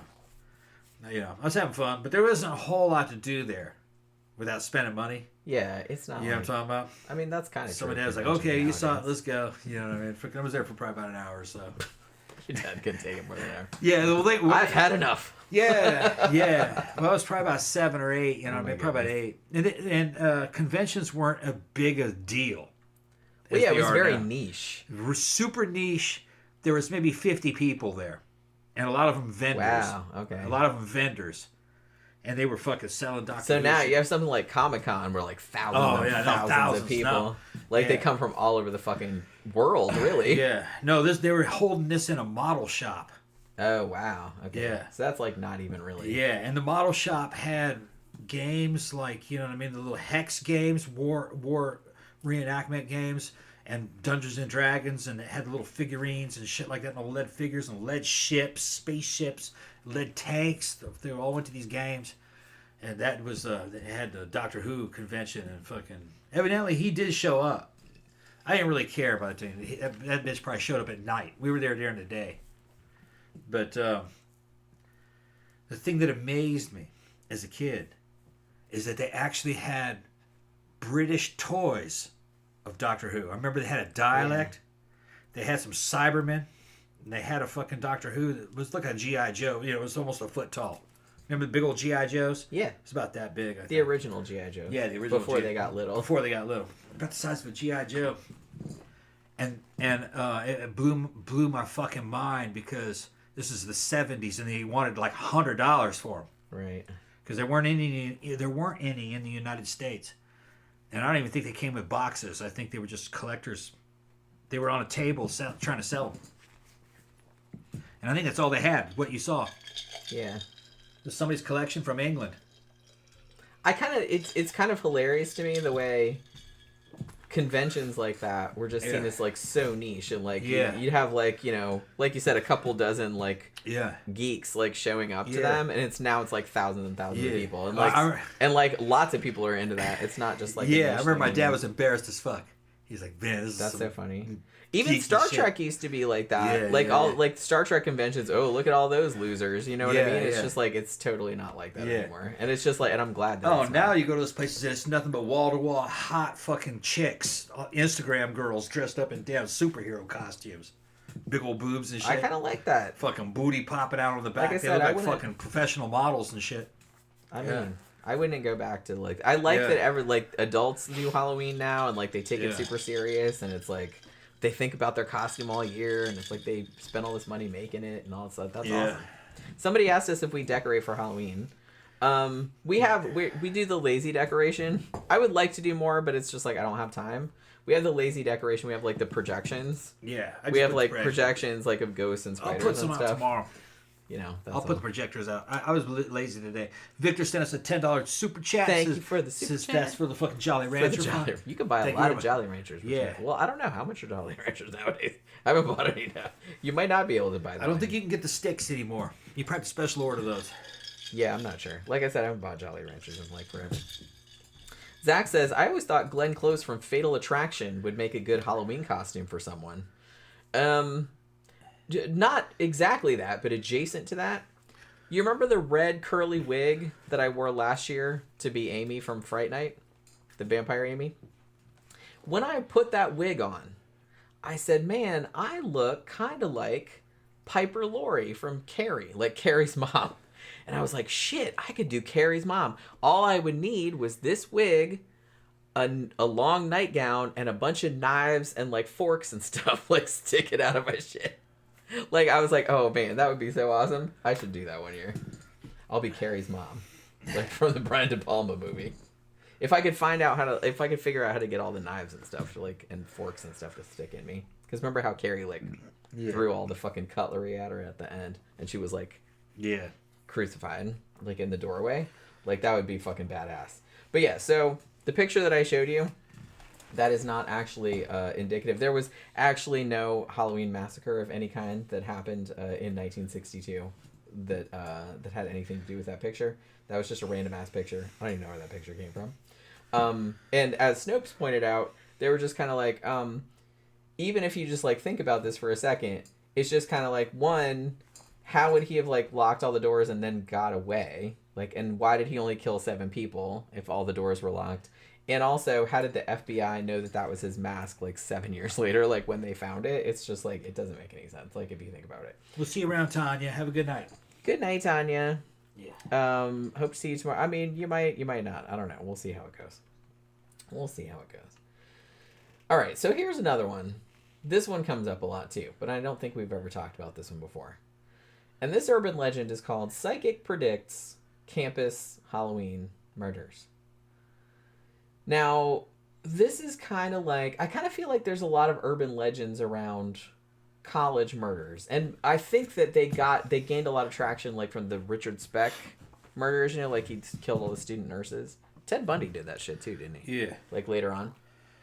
So I kind of feel like it got some traction from that. But this one has, like, an additional layer to it, because this one specifically says that there's a psychic, a TV psychic. Sometimes it's Jean Dixon, who we talked about on our psychic show before.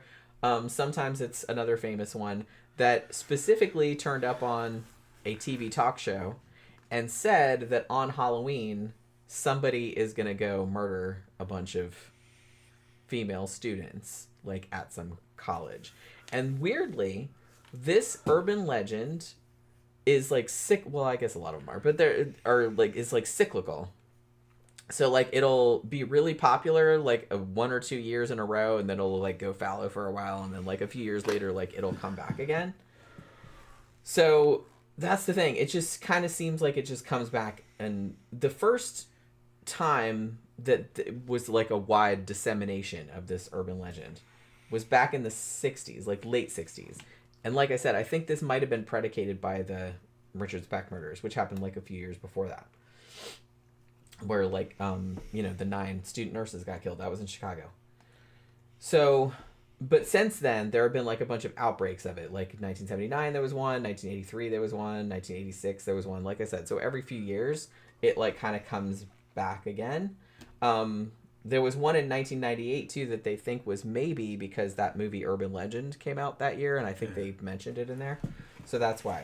So the story goes that there's a psychic. Sometimes it's Jean Dixon, sometimes it's another one. And she has gone on TV and said that there's going to be this crazy serial killer, and he's going to strike on a college campus on Halloween. And as psychics usually do, they only give like very, very vague details about what college it is. So it's ambiguous enough that it could be pretty much anywhere. You know what I mean? Which, like I said, that's pretty par for the course for psychics. Yeah. Sly is impressed that I remember Tom Baker. Of course I remember Tom Baker, man. You remember Tom Baker from Sinbad? He played the evil vizier. I think it was Golden Voyage of Sinbad, wasn't it? I think, it wasn't Eye of the Tiger. It wasn't Sinbad and the Eye of the Tiger? What's that? I thought it was. They have 7 voyages of Sinbad. The 7th voyage of Sinbad. The 7th voyage of Sinbad. Sinbad and the Eye of the Tiger. Yeah, no, Sinbad. Fuck, man, I just fucking said it. You fucked me up. Sinbad. 7 voyages of Sinbad. And then, fuck, what was the name of that one? The Golden Voyage of Sinbad. And then Eye of the Tiger, I believe. Yeah, Sinbad and the Eye of the Tiger. Yeah, Sinbad and the Eye of the Tiger. I thought it was Eye of the Tiger that Tom Baker was in, but I could be wrong. No. We watched all of them recently. Yeah. I remember it was an evil woman who was a sorceress, and she had that Minotaur, that fucking mechanized Minotaur fucking golem that she had brought to life. It was rowing the ship for her. Remember that? It was good. Yeah. I think it was called Golden Voyage of Sinbad. That was on. Oops. Yep. You gave him a nice shot. You all saw the movie. Yeah. I think it was called Golden Voyage of Sinbad, wasn't it? Anyway, fucking Tom Baker was really, when you talk about Doctor Who, I'm a fucking picture of Tom Baker. It's kind of like the other guys weren't really Doctor Who to me,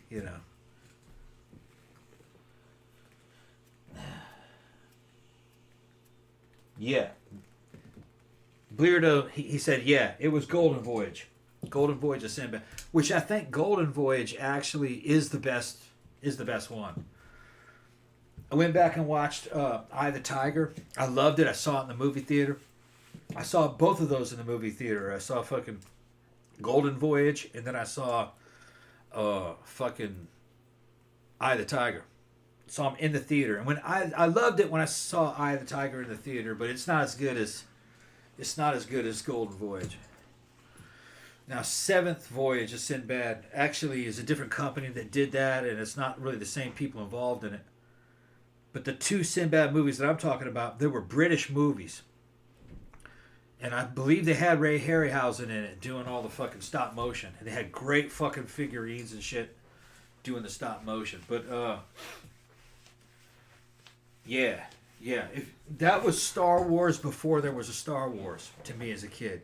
My babysitter fucking little Kimmy was probably about 14 at the time. maybe 13. She'd take me to the movies and see that.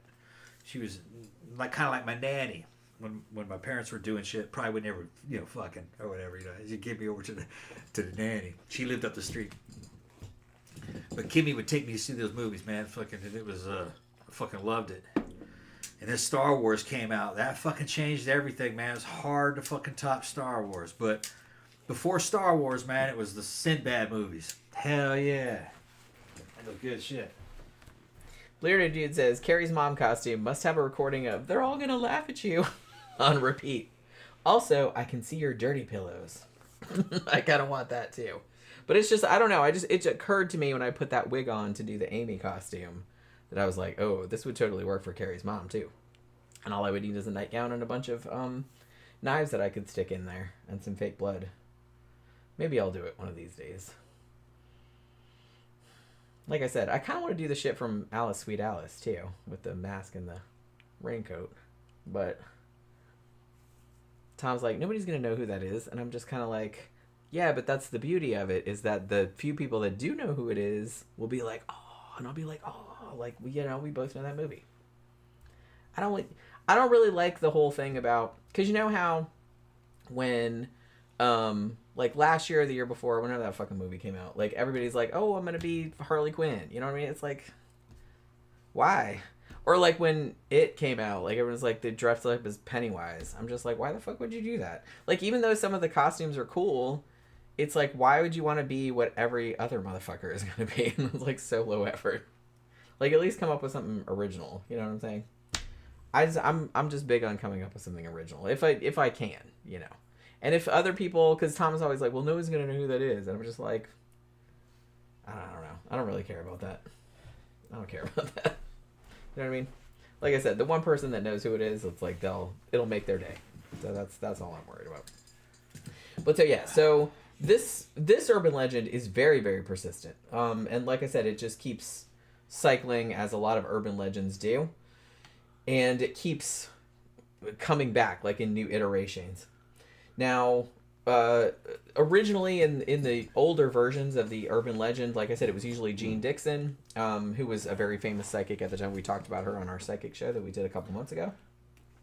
But in later ones, it's like, it's either just a psychic or whoever is popular as a psychic that day. Sometimes, I love this, sometimes the legend says that it's actually something that Nostradamus predicted. And I was like, I would love to hear that fucking quatrain. Yeah. Of like Nostradamus predicting that a serial killer is going to rampage at a college in 1998 or whatever. Give me enough time, I'll go through those quatrains, I'll find something. And you can find something that, I'm sure. Or you could just make something up, because I'm pretty sure, in matter of fact, I would bet money, I am 99% sure, and I haven't even looked, that there is a Nostradamus quatrain generator. Oh yeah, I'm sure. There has to be one. What was funny is that Mustache Man and the Germans of the Bent Cross back in World War II, they dropped propaganda leaflets through their intelligence agencies. They did. Of Nostradamus quatrains that supposedly predicted their fucking victories in certain areas. And evidently only a couple of them were actual fucking Nostradamus quatrains. Well, yeah, they're just just like nowadays, they're just pulling them out of their Then they threw a lot of fake ones. Yep. Too. That sounded like Nostradamus. They're still doing that shit now. Yeah, it's just Nazis. Nazis trying to convince you that they were going to win, man. Fucking Nostradamus knew all about it. Yeah. Spoiler alert, it didn't work. Yeah. But yeah, I mean, and people still do that nowadays. Like, you still see fake Nostradamus quotes. Yeah. Everywhere. And I believe, if I remember correctly, the person that saw a Nostradamus quote and says that Nostradamus is talking about us, I believe it was Magda Goebbels, the wife of Joseph Goebbels, minister of propaganda. And I think, if I remember correctly, she showed him that quatrain. He goes, "Oh, this is beautiful." And he's like, I don't give a fuck if it's this true is good. or not. Yeah, this works. Yeah. Yeah. Yeah. They'll just use anything. They'll use anything. Manipulate. They don't believe it, of course. But yeah. That's the thing. But it kind of cracked me up when I was researching this, when I was reading different versions of this urban legend. Because like I said, this legend's been around since the 60s, and it kind of renews every few years with new details. And the fact that some of them say like Nostradamus predicted. This doesn't honestly, a Halloween serial killer targeting a college campus. That doesn't seem like something that Nostradamus. He seemed like more of like a big picture kind of guy. You know Most what I'm of his saying? stuff had to do with France. Well, obviously. Yeah, France and Europe. Not that I'm saying that anything Nostradamus. I mean, he was just full of shit. But you know, He was a professional fucking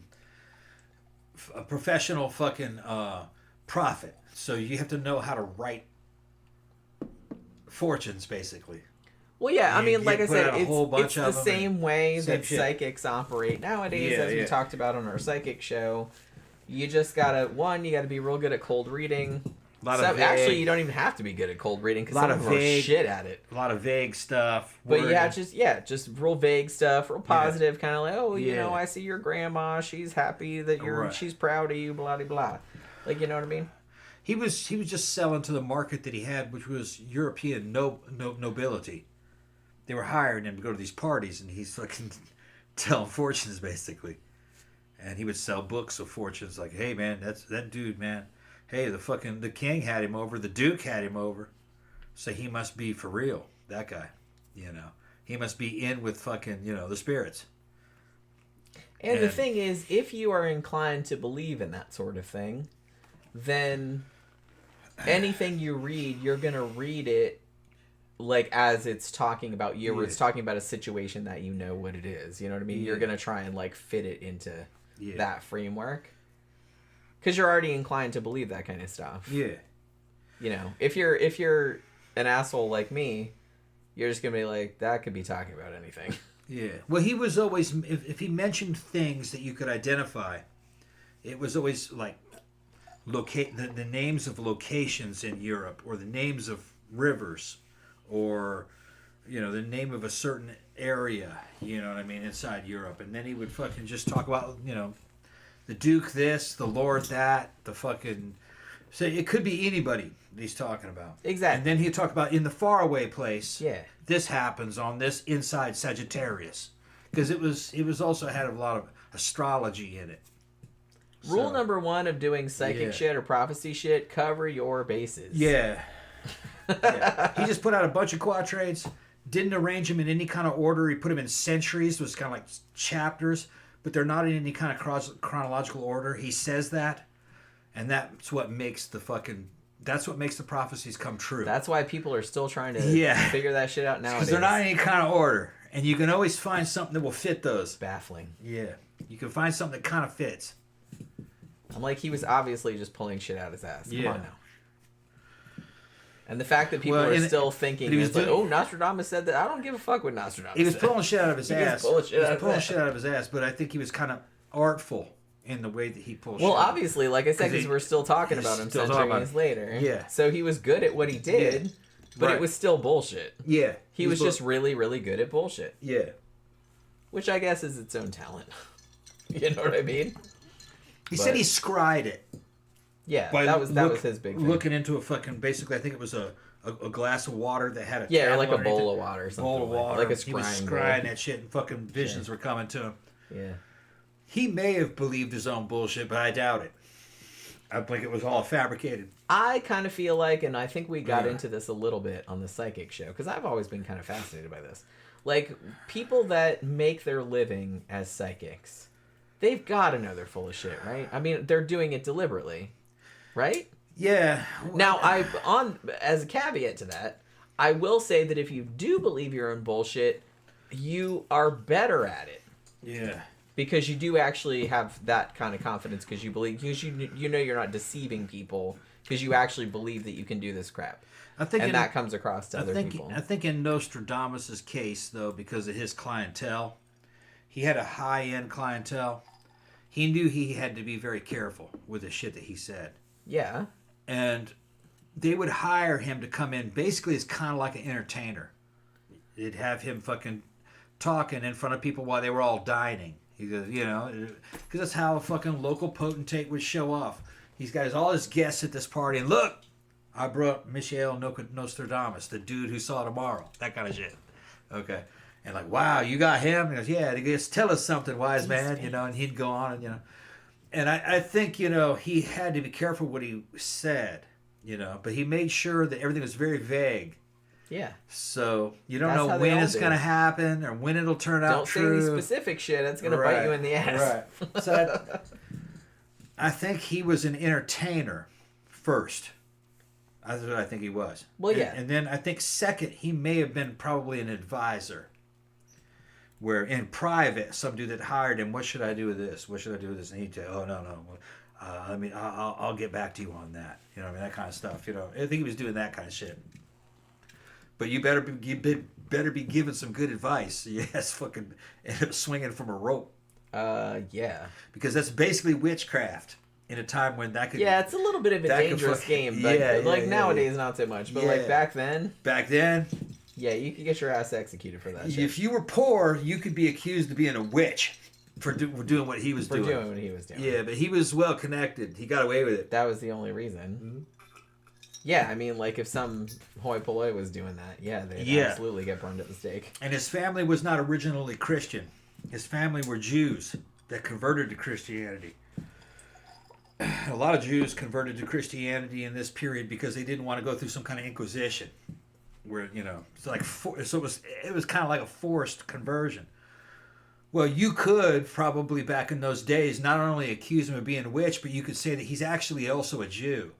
He didn't actually convert, and he's fucking he consulted the fucking Torah, or he fucking consulted the Cabal or something like that, you know.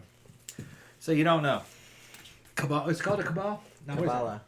Cabal, yeah. There was another one though, fucking. That they had back then. It was kind of like a law book, but that the Jews used. But they could have done that to him, but they didn't. So he must have been pretty good at at politics. Yeah, he kept his ass alive. Must have been a very good entertainer. And like I said, that's its own talent. Yeah. You got to be real good at blowing smoke up people's asses and not get killed. The book I was thinking of was the Talmud. Oh, okay. Yeah, which is a Jewish law book. So one of the funniest things to me, other than the Nostradamus connection about this urban legend, is that in some versions, there's a bunch of different versions, obviously, as there are of like most urban legends. You know, including like who the perpetrator is. Like it's always somebody that worked at the campus, like someone like a janitor or like a professor or like a student who went crazy or something like that. But one variation of it that's kind of gone around is that the killer is always dressed like Little Bo Peep. I don't know why that specific detail caught on, but for some reason it did. And the urban legend even goes so far as to say that in some places, like at some campuses, it's like it's illegal to dress like Little Bo Peep now because of this, even though this never happened. But so that's like part of the legend. But that's one variation, that it's like the person is dressed like Little Bo Peep, which I thought was very funny because I'm like, that is so random, and it's just kind of, I don't know. I guess somebody added that detail and then it just stuck for one reason or another.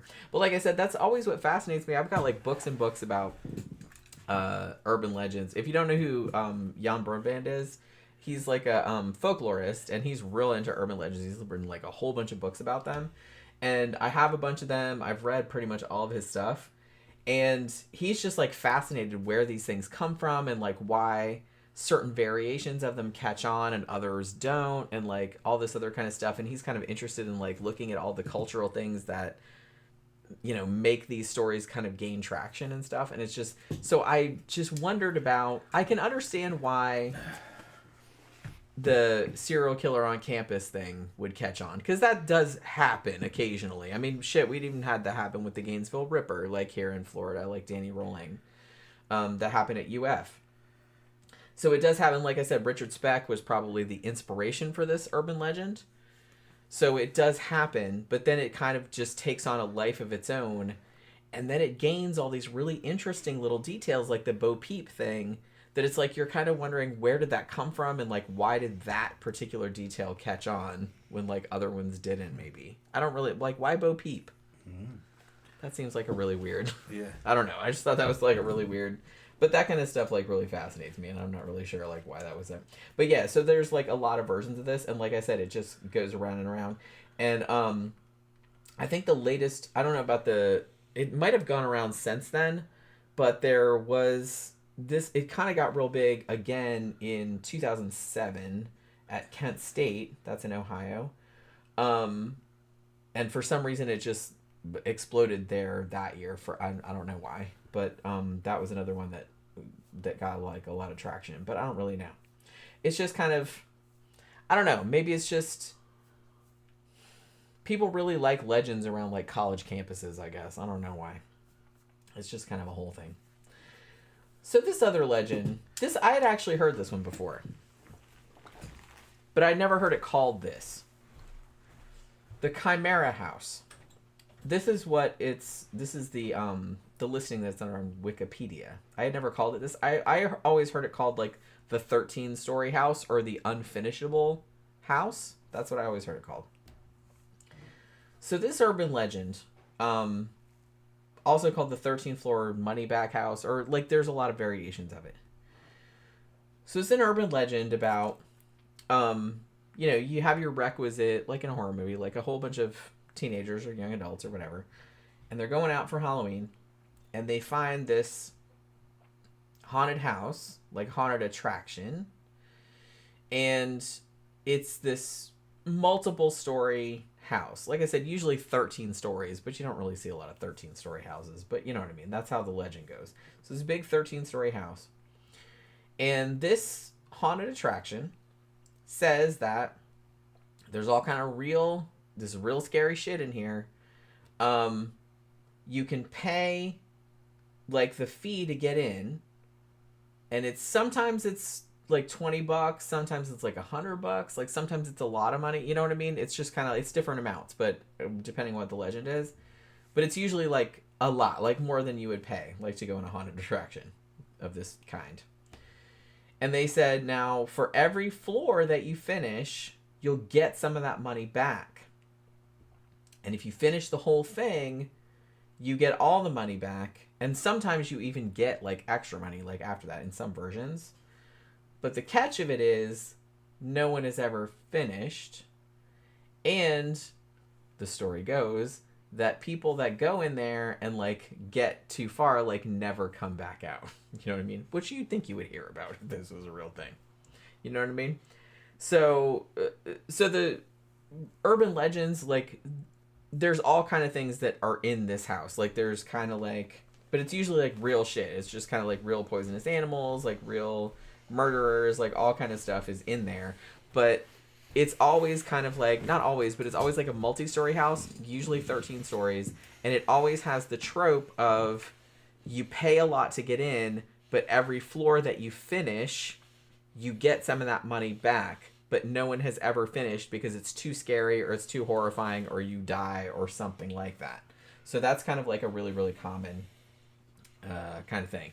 Now, most of these legends about this house, which like I said, it's come to be called the Chimera House. I don't know why they call it that, but that's kind of what the legend is called now, at least according to Wikipedia. What? Nothing. Oh, okay. I thought you were going to say something. No. You breathed like you were going to say something. No. Isn't that funny that we've known each other so long? I was like, the way you breathe like suggested that you were going to say something. No. But yeah. So this legend usually set in the Midwest or in the South for whatever reason. Although they think it might have originated in Kansas City. Now, obviously, there are real haunted attractions like this shit. We did a show about McCamey Manor, which that kind of douchebag, like, he makes that haunted attraction that's supposed to be, like, super extreme, and he has that big, long contract you have to sign. It's like, we can really torture you and all this other kind of crap. Which we kind of examined, like, how much of that was true and how much of it was hype. So I think the existence of shit like that in real life kind of gives these kind of urban legends traction. Well, here's the thing. Like, one, how common is it to find a haunted attraction in a 13-story house? Not very common. So that's already pretty uncommon. Two, it's just kind of like, would they make any money? I don't know. Like, how scary can it fucking be? Unless they actually do murder you in the shit. Like, every because the story goes that every floor you complete, they give you some of your money back. And then if you finish it, like, you get all your money back. And sometimes they say you like extra money. But McCamey Manor does that too. They're like, if you can finish it, like, you get all this money. But then, see, there's real houses like this, that have this story. But what they'll do is they'll make it so that you can't finish, not because it's too scary, but because they're like, oh, well, we make this maze that you can't get out of, or... we make it so, like, the exit is, like, this thing where, you can't get to it, or something like that. They make it so that you actually literally can't finish it, so they don't have to give you the money back. So it's not a case of being too scary. But the urban legend about this place is that it's literally too scary or too horrifying, or it really does kill you. But if you're, like, brave enough to do it, like, you'll get all this money if you can finish it, but no one has ever finished it. And, like, some of the people that did go, like, disappeared. You know what I mean?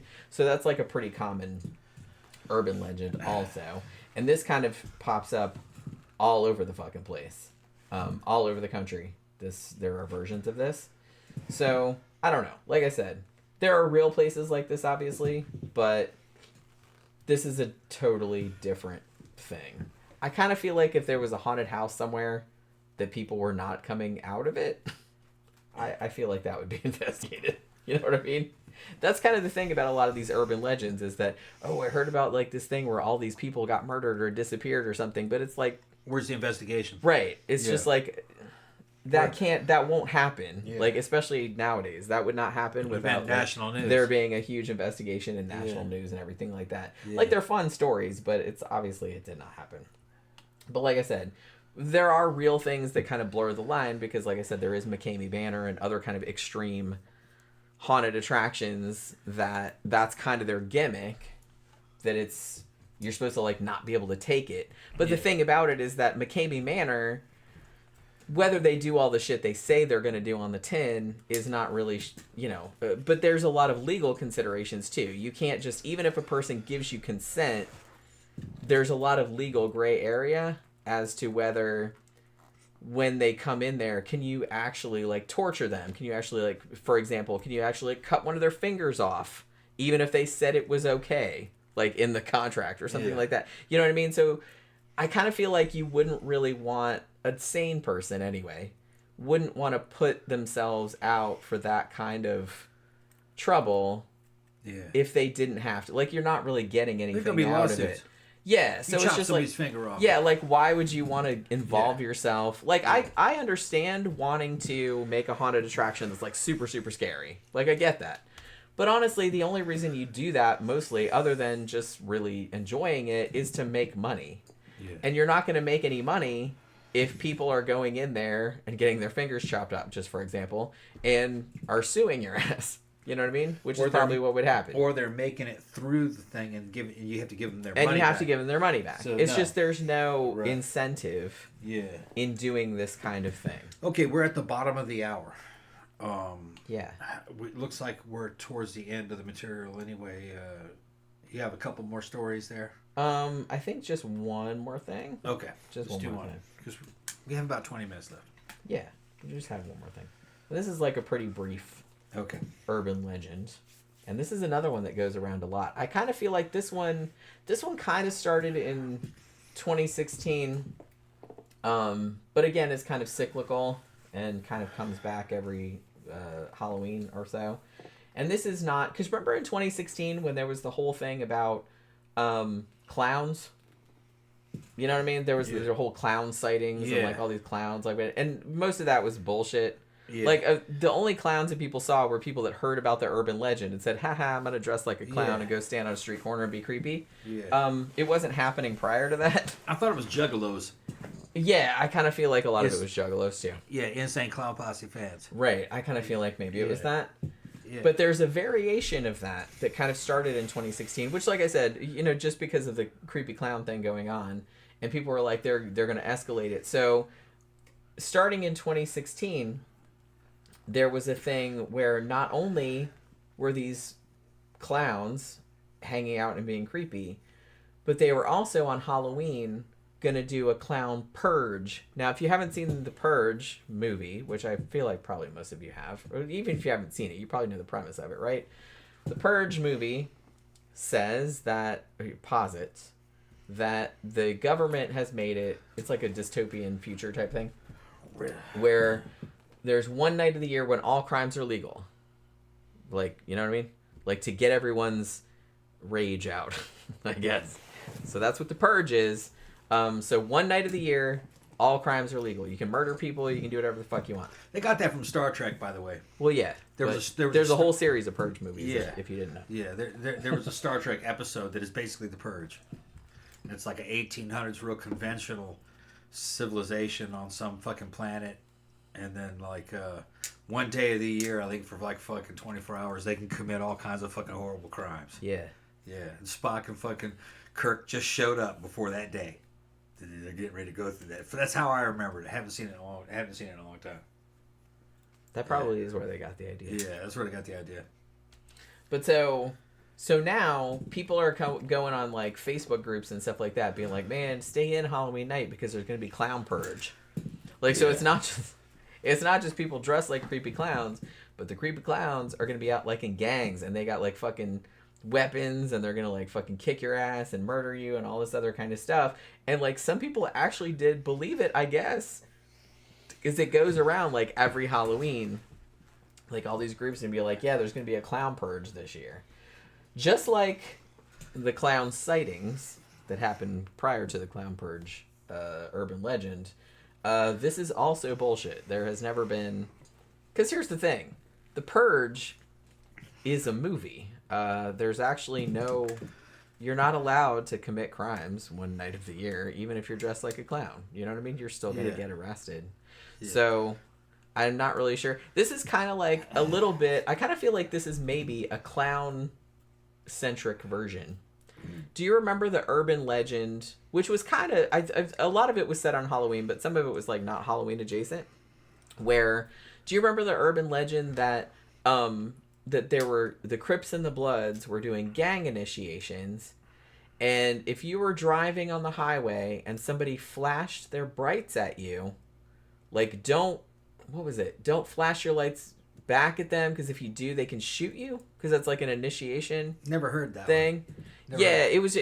There was kind of like there was a bunch of urban. The details of it were different because I heard a couple different versions of it, but the aggregate of it was that the Crips and the Bloods are doing initiation, so they're taking the new recruits, the new gang members out, the pledges, and are making them like kill random people to show that they're, you know, in the gang or whatever. And that was one way that you signaled yourself as a victim or something like that. But I remember that going around. This was like years and years ago. But that's another one that kind of goes around, you know, every few years. You kind of hear that one again. And it's different stuff, like whatever you go. I heard either flashing your brights at somebody that flashed their brights at you or something like that. It was something like something on the highway. And there's like, then they could do a drive-by because you were like, oh, hey, like you're not supposed to do that. So, and I think... I even remember, like, cops saying, hey, if somebody flashes their brights, like, don't flash back at them or something like that. That's because like, they bought into that shit, too. Yeah, because sometimes the cops buy into it, too. Well, they're just saying just to be on the safe side. Yeah. Like, we don't know. It's probably bullshit, but that's the Somebody thing. might have heard that and go out and fucking flash lights at people to see. Yeah. And then go kill them. But I think a lot of it was kind of like the satanic panic. Mm. You had dudes that made a living going from police force to a police force with a bunch of VHS tapes to sell supplementary training to cops about how to find Satanists. They have one of those fucking videos up on fucking YouTube from the 80s, the Satanic Panic, and it talks all about fucking Satanists and how to fucking find where they are and what the kind of shit they write down, It's you know, on the pretty walls. funny. It's shit's hilarious. And then they go through like a They're fake so investigation. serious. Yeah. Yeah. They're so serious. Yeah, you know, like if you find this pentagram here, or this is just the A with a circle around it, the anarchy sign, then you know the Satanists. It's punk rockers and goths. Fucking funny. I'm surprised they didn't put, like, the dead Kennedys. Like, logo put the on dead there, some Kennedys shit like that. shit. Yeah. Look at this is like Satanists. I'm like, nah, it's dead Kennedys, yeah. Yeah, that shit didn't work for us, man. It's fucking they come out and talk about how bad fucking heavy metal was, the fucking satanic music. They're talking about Judas Priest and Iron Maiden, and I'm like, bitch, I got that album. There's nothing satanic about that album, you know. Well, see, that's why they I just didn't... preyed on people who had no idea what it was they were talking about. Yeah, they weren't talking to us. They were talking yeah. to like our parents and grandparents because they didn't know shit about the music that we listened to or the shit that we were into. So it's like, to them, it sounded plausible. Yeah. That it's like, yeah, they're playing Dungeons and Dragons and it's satanic, and this heavy metal music they're listening to, it's satanic. It's like, and we did that shit. So we're like, what the fuck are they talking about? They pulled, they here in the United States, they pulled poor ass fucking Rob Halford into the courtroom to make him fucking stand trial for writing a song that some kid claimed made him commit suicide. Yeah, I remember that. And fucking, I listened to Rob tell the story. Rob said he was fucking sweating. He was beside himself with fucking... Yeah, can you imagine how you would feel? Yeah, because it was just his job. I mean, it's not his fault, obviously. And the song they're talking but it's like you'd still feel bad. And he thought he was going to go to fucking court and just get fucking crucified. All right? He goes there, and the fucking judge reads out everything, and the judge hears it and goes, nah, and threw the shit out of court. Yeah. Threw it out of court. No, there wasn't any standing, and he walked out of there. He's fucking what Rob said from his fucking interview. He says he walked out there. It was like a fucking millions of pounds were taken off of his back. Yeah, I mean, like I said, even if you, I mean, look, like, if I don't write songs, but like if I wrote a story or something like that, because I do that, but it's just kind of like if I wrote something and somebody said, oh, I read that and that made me want to kill myself, or they put that in their suicide note or whatever the fuck, like. Yeah. Even though, I mean, intellectually, I know that's not my fault, but you'd still feel bad. You know what I mean? Yeah, and I remember the song. I can't remember the exact name of the song, but I remember that it was a song that I said, oh, I know that song. That has nothing to do with suicide. But they were trying to make it sound like it had something to do with suicide. I don't remember if it was Bloodstone, the song Bloodstone, but Bloodstone doesn't have anything to do with fucking suicide. It was one of the... I think it was off the Screaming for Vengeance album. But I can't remember which one it was. But it was just like, you know, when they named the song, I was like, that song? It's like, what does that have to do with anything? Rob Halford didn't sing about anything except satanically hot motherfuckers that came from the sky to fucking punish you. God men. Or he fucking... talked about people that were racing fucking cars and motorcycles and shit like that, and fucking how fast dudes were, you know, just that kind of shit. Going to the gay bar. Hellbent. Yeah, gay bar stuff. Yeah, like Raw Deal was about going to fucking Fire Island and fucking with all them fucking leather daddies and have a fucking group of them run through you. Fucking, you know. Yeah. Watch Raw Deal. Listen to Raw Deal. Fucking, that's off the Sin After Sin album. That's what that's on. Yeah. I heard that shit in fucking when I was in high school, and I could barely kind of grasp what's Fire Island, you know. Wait a minute, hold on. You made the spike around 9 o'clock on a Saturday. All eyes hit you as you walked into the bar, with all these mirrors reflecting and projecting fucking all these heavy bodies, fucking something hitting me up for action. Fucking what the fuck? You see, I saw a couple cops doing rough stuff on New York Fire Island. A couple of cops doing rough stuff. He's talking about the fucking dancers on stage. Yeah. Leather cops. When he wrote that song, I kind of feel like nowadays everybody knows Fire Island. That's kind of like... Yeah. It's New York. New York gay strip. Well, that's kind of like a... Yeah. Well, that's like a gay thing. Gay Mecca. So it's just... So it's just kind of like everybody knows that now. But back then, nobody knew that, so it was almost kind of like coded. It was all coded, yeah. Language. I knew something was up. Says, man, I said, this dude must be gay, you know. Because you had to like keep shit on the down low back then. But then later on, he comes out. He comes out like in fucking 1995 or 6 or something, and everybody's shocked. All these heavy metal dudes are shocked. And says, "What are you talking about?" He came out. He came out back in 76 when on Sin After Sin. I think it was 76, 77. Came out in fucking 76 or 77, fucking on Sin After Sin album, fucking the Raw Deal song. He's exactly what he's talking about. Well, see, the thing is, like, fucking, he told you who he was. Gay dudes in the 70s and 80s that were listening to Judas Priest knew exactly what he was talking about. Yeah, it was only straight dudes. Well, they understood the leather scene. Yeah, it was only straight dudes that Yeah. didn't understand. Yeah, straight dudes it didn't was only understand. straight dudes that were They didn't shocked, realize that obviously. heavy metal had a huge gay influence to it. Oh yeah, That look is a fucking gay bondage look. yeah, With that's what they're doing. yeah. With the fucking leather and the tight shit. Which is hilarious Yeah. because it's like I said, when I was in junior high and high school, like all the kids who were into metal were very homophobic. Yeah. And what was funny And I is used to think that was the so homophobic. funny. You're looking at fucking Poison and Winger. Yeah, I and all used to these think that fucking, was so and funny. I'm looking at it and goes, those their girlfriends did that hair. Their girlfriends And they did would those- get on our case And then- for being into like yeah, goth yeah, and new wave and stuff. yeah, like, ooh, look it's at, like- ooh, there's all the Yeah. gay, like what you listen and to. I'm looking, just like, and I'm going like, I'm looking at the Okay. fucking Motley Crue's fucking Too Fast for Yeah. Love album. I'm looking there and I go, that motherfucker's got his girlfriend's leather pants on. I mean, And shit. Hell yeah, that was girl clothes. Back in the Fucking with 80s, girls fucking high heels and back shit. in the 80s, I think Boy George even pointed that shit out, and he's like, look at all these fucking hair metal bands. They all look like really ugly girls. They're drag queens. A lot of them were fucking drag queens. Right. Yeah, and they were straight. And it was just like so, but They it was were like so straight. supposedly Yeah. so macho, and I'm just Yeah, like, yeah. all No. right, just keep telling yourself that. Like whatever, like just I only got salty about it, like I said, because he used to Yeah. pick on me for liking new wave, but it's saying that was gay. But The, I was the just most like, all macho right. one was gay, Rob Halford, and he was a leather daddy. And he invented that leather daddy look. It's such a silly. When he started wearing that, other bands started to fucking follow suit. Yeah. Judas Priest had a lot to fucking do with heavy metal. Because when Judas Priest first started out, they looked like hippies when they first started out. And then he goes, then fucking Rob found the bondage scene and he goes, that's how I should look. And he started fucking wearing leather pants and the fucking aviator goggles and the leather biker hats and It the worked. fucking, yeah. And everybody's like, yeah, badass. They're like, yeah, that looks a lot better. And then the whole band looked like that. Bunch of fucking leather daddies.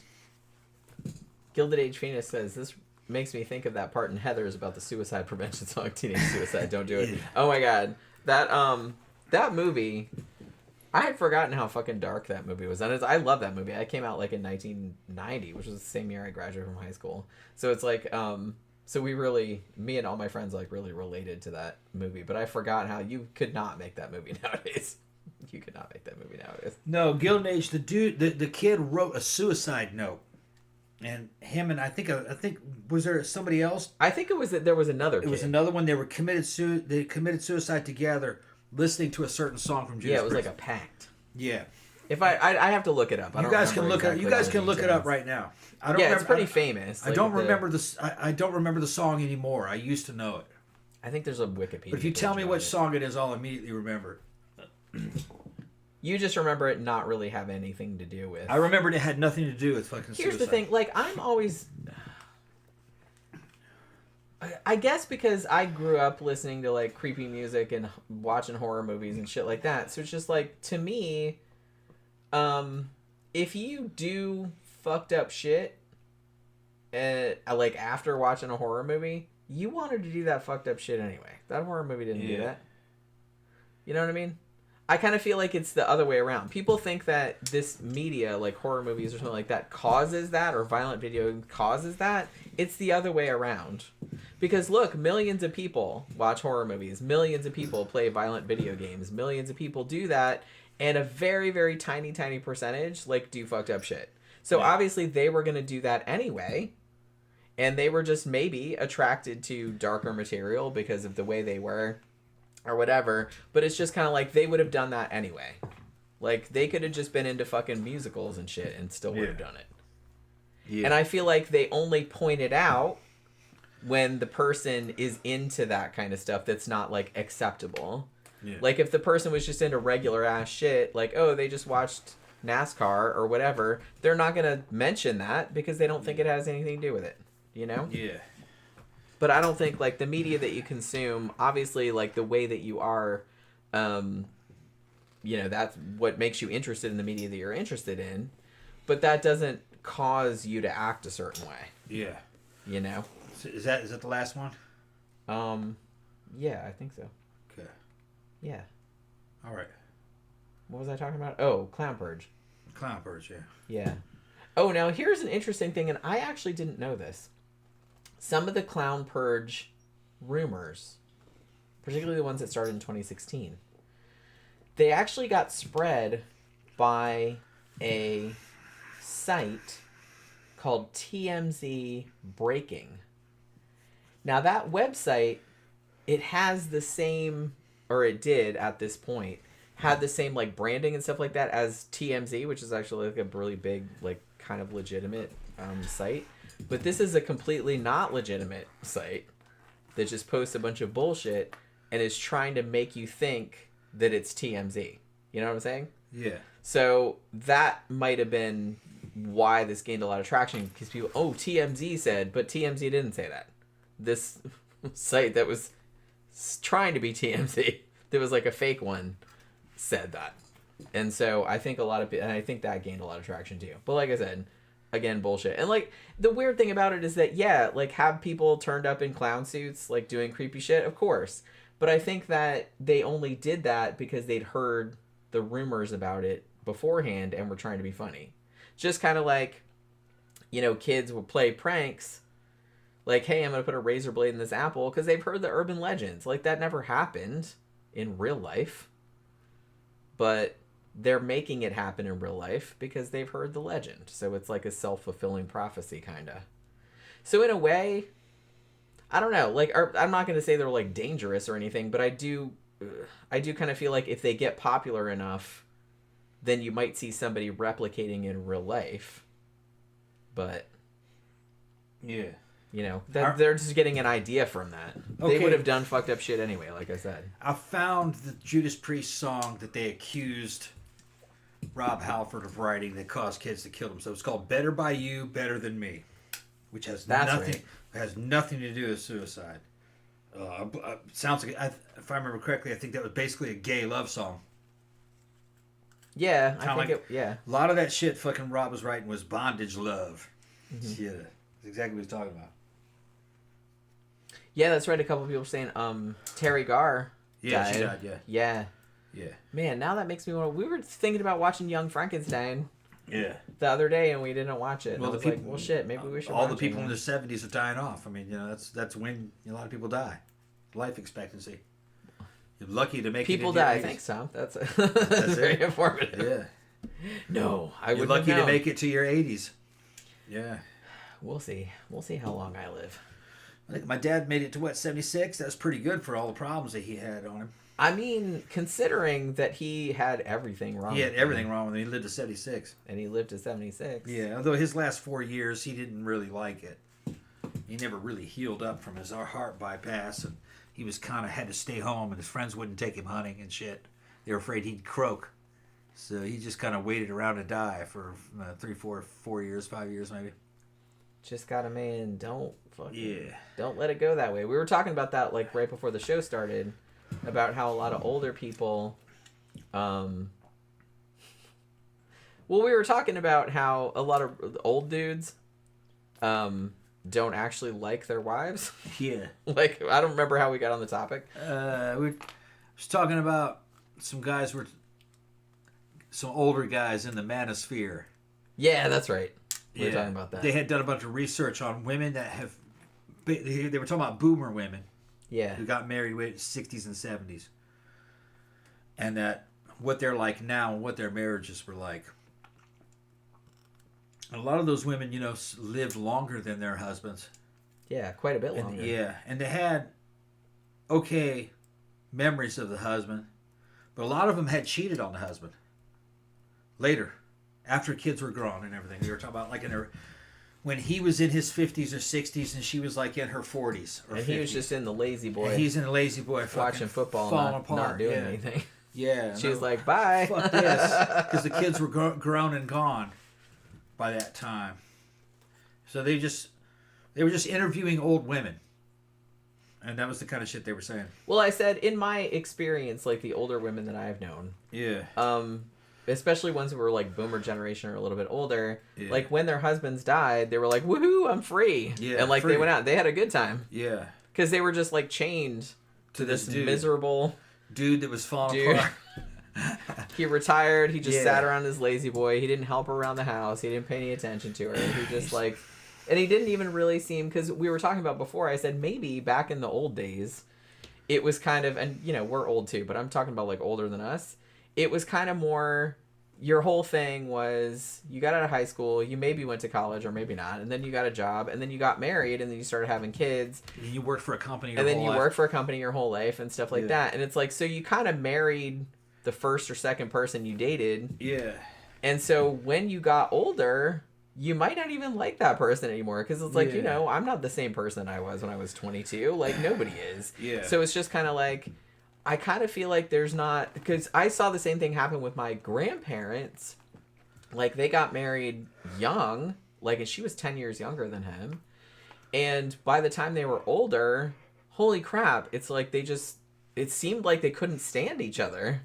There's a lot of differences, though, in the mentality. Women tend to live in the present, or they live in the future, planning what's going to happen. Yeah. Dudes, when they fucking hit retirement age or 50s, now live in the past. They have a tendency to live in the past. Yeah, they're reliving their glory days. They're thinking about the glory days. And then what happens is as they grow older, in their 50s, 60s, Which I don't and see 70s, much point in that. while they're looking too much in the rearview mirror and more into the past than the future, a lot of them start to fucking atrophy or fucking start to regress back to an earlier age. Yeah. So they become more boy-like. That's why you see all these old dudes like creeping on like 18-year-old waitresses in restaurants and shit like that. Yeah. Well, I think they kind of do that constantly, though. It's just that they don't realize how old they are. And they don't seem to, do they? They no. still think they're hot shit. And I'm like, dude, you're like 70. Calm down. Yeah. She's not into you, dude. She's just being nice because you're an old man. Yeah. And she might get a tip. Yeah. If you were a fucking really good-looking celebrity in your 70s, that might be a different deal. But you're the dude that fucking showed up in a Lincoln Town car, big old belly, with a fucking 60-year-old wife. That's shuffling along in your Crocs. Yeah, in your Crocs and shit. It's not the same. It's like she's not that into you, man. It's like, So the secret, if you're a dude, the secret is to understand how to age and how to remain relevant as you get older, which there's a lot of ways you can. You're not going to find those ways in the past, though. It's always the future. I look at the past, and I was doing cool shit, having fun, but I wasn't shit, really. A lot of my success had to do with fucking just luck and genetics, But skill-wise and personality-wise, I'm better now than I ever was. Now, I'm not all 100% natural. Being on fucking test really helps, but. Because I was starting to go down that fucking old man path. She remembers it. You were. Yeah, I was starting to just give up. Well, I've reached my fucking life expectancy. About time for me to die in about 10, 15 years anyway. You start getting real negative. And you start putting on weight. You're just getting weaker. And you fucking, you lose fucking ambition. You start banging up a bunch of tests. All that shit comes back. Like, what was I thinking? No, fuck no. Let's go have fun, Yeah. I was like, literally, I don't understand. Like, I like a lot of shit from when I grew up, like movies and music and stuff like that. But it's like, I don't understand like the point of nostalgia in the way that, I wish I was the way I was back in my 20s or anything like that. Why the fuck would I want to go back to that? I like to go back and fucking see what it was that I saw. See if I remembered it correctly. And see if if I get any feelings from it. Like, some of that shit will take me back. I don't really think about it much, honestly. Like, I was watching Scanners, and Scanners was taking me back. I was like, oh, yeah, I remember when this shit was new, what that felt like. Just shit like that. I mean, I'm like that, too, but it's like, it doesn't really give me, like, I don't, I don't know. Like, it gives me kind of an intellectual, I remember people had that wallpaper or whatever. But it's just kind of like, I don't be like, that was the good old days. I wish I could. I never do that. Like, I'm not a real nostalgic person. Like I said, I like old shit. I like old movies. But I like new movies too. I like pretty much anything if it's good. But I'm not like that kind of person. It's like, I wish I could go back to when I was younger, or wish I could go back to those days or good old days or anything like that. I'm not like that. Yeah. All right, so let's go ahead and shut it down. I reckon so. All right. So thanks everybody for hanging out with us on our Halloween special. I hope you guys have a good Halloween tomorrow.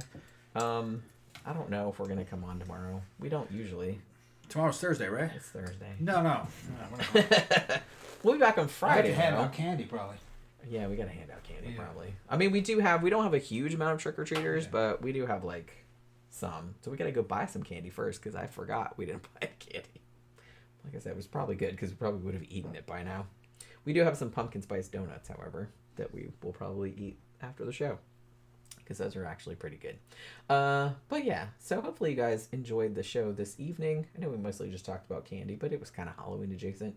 So yeah.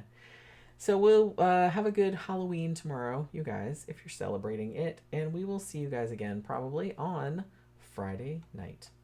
Good night.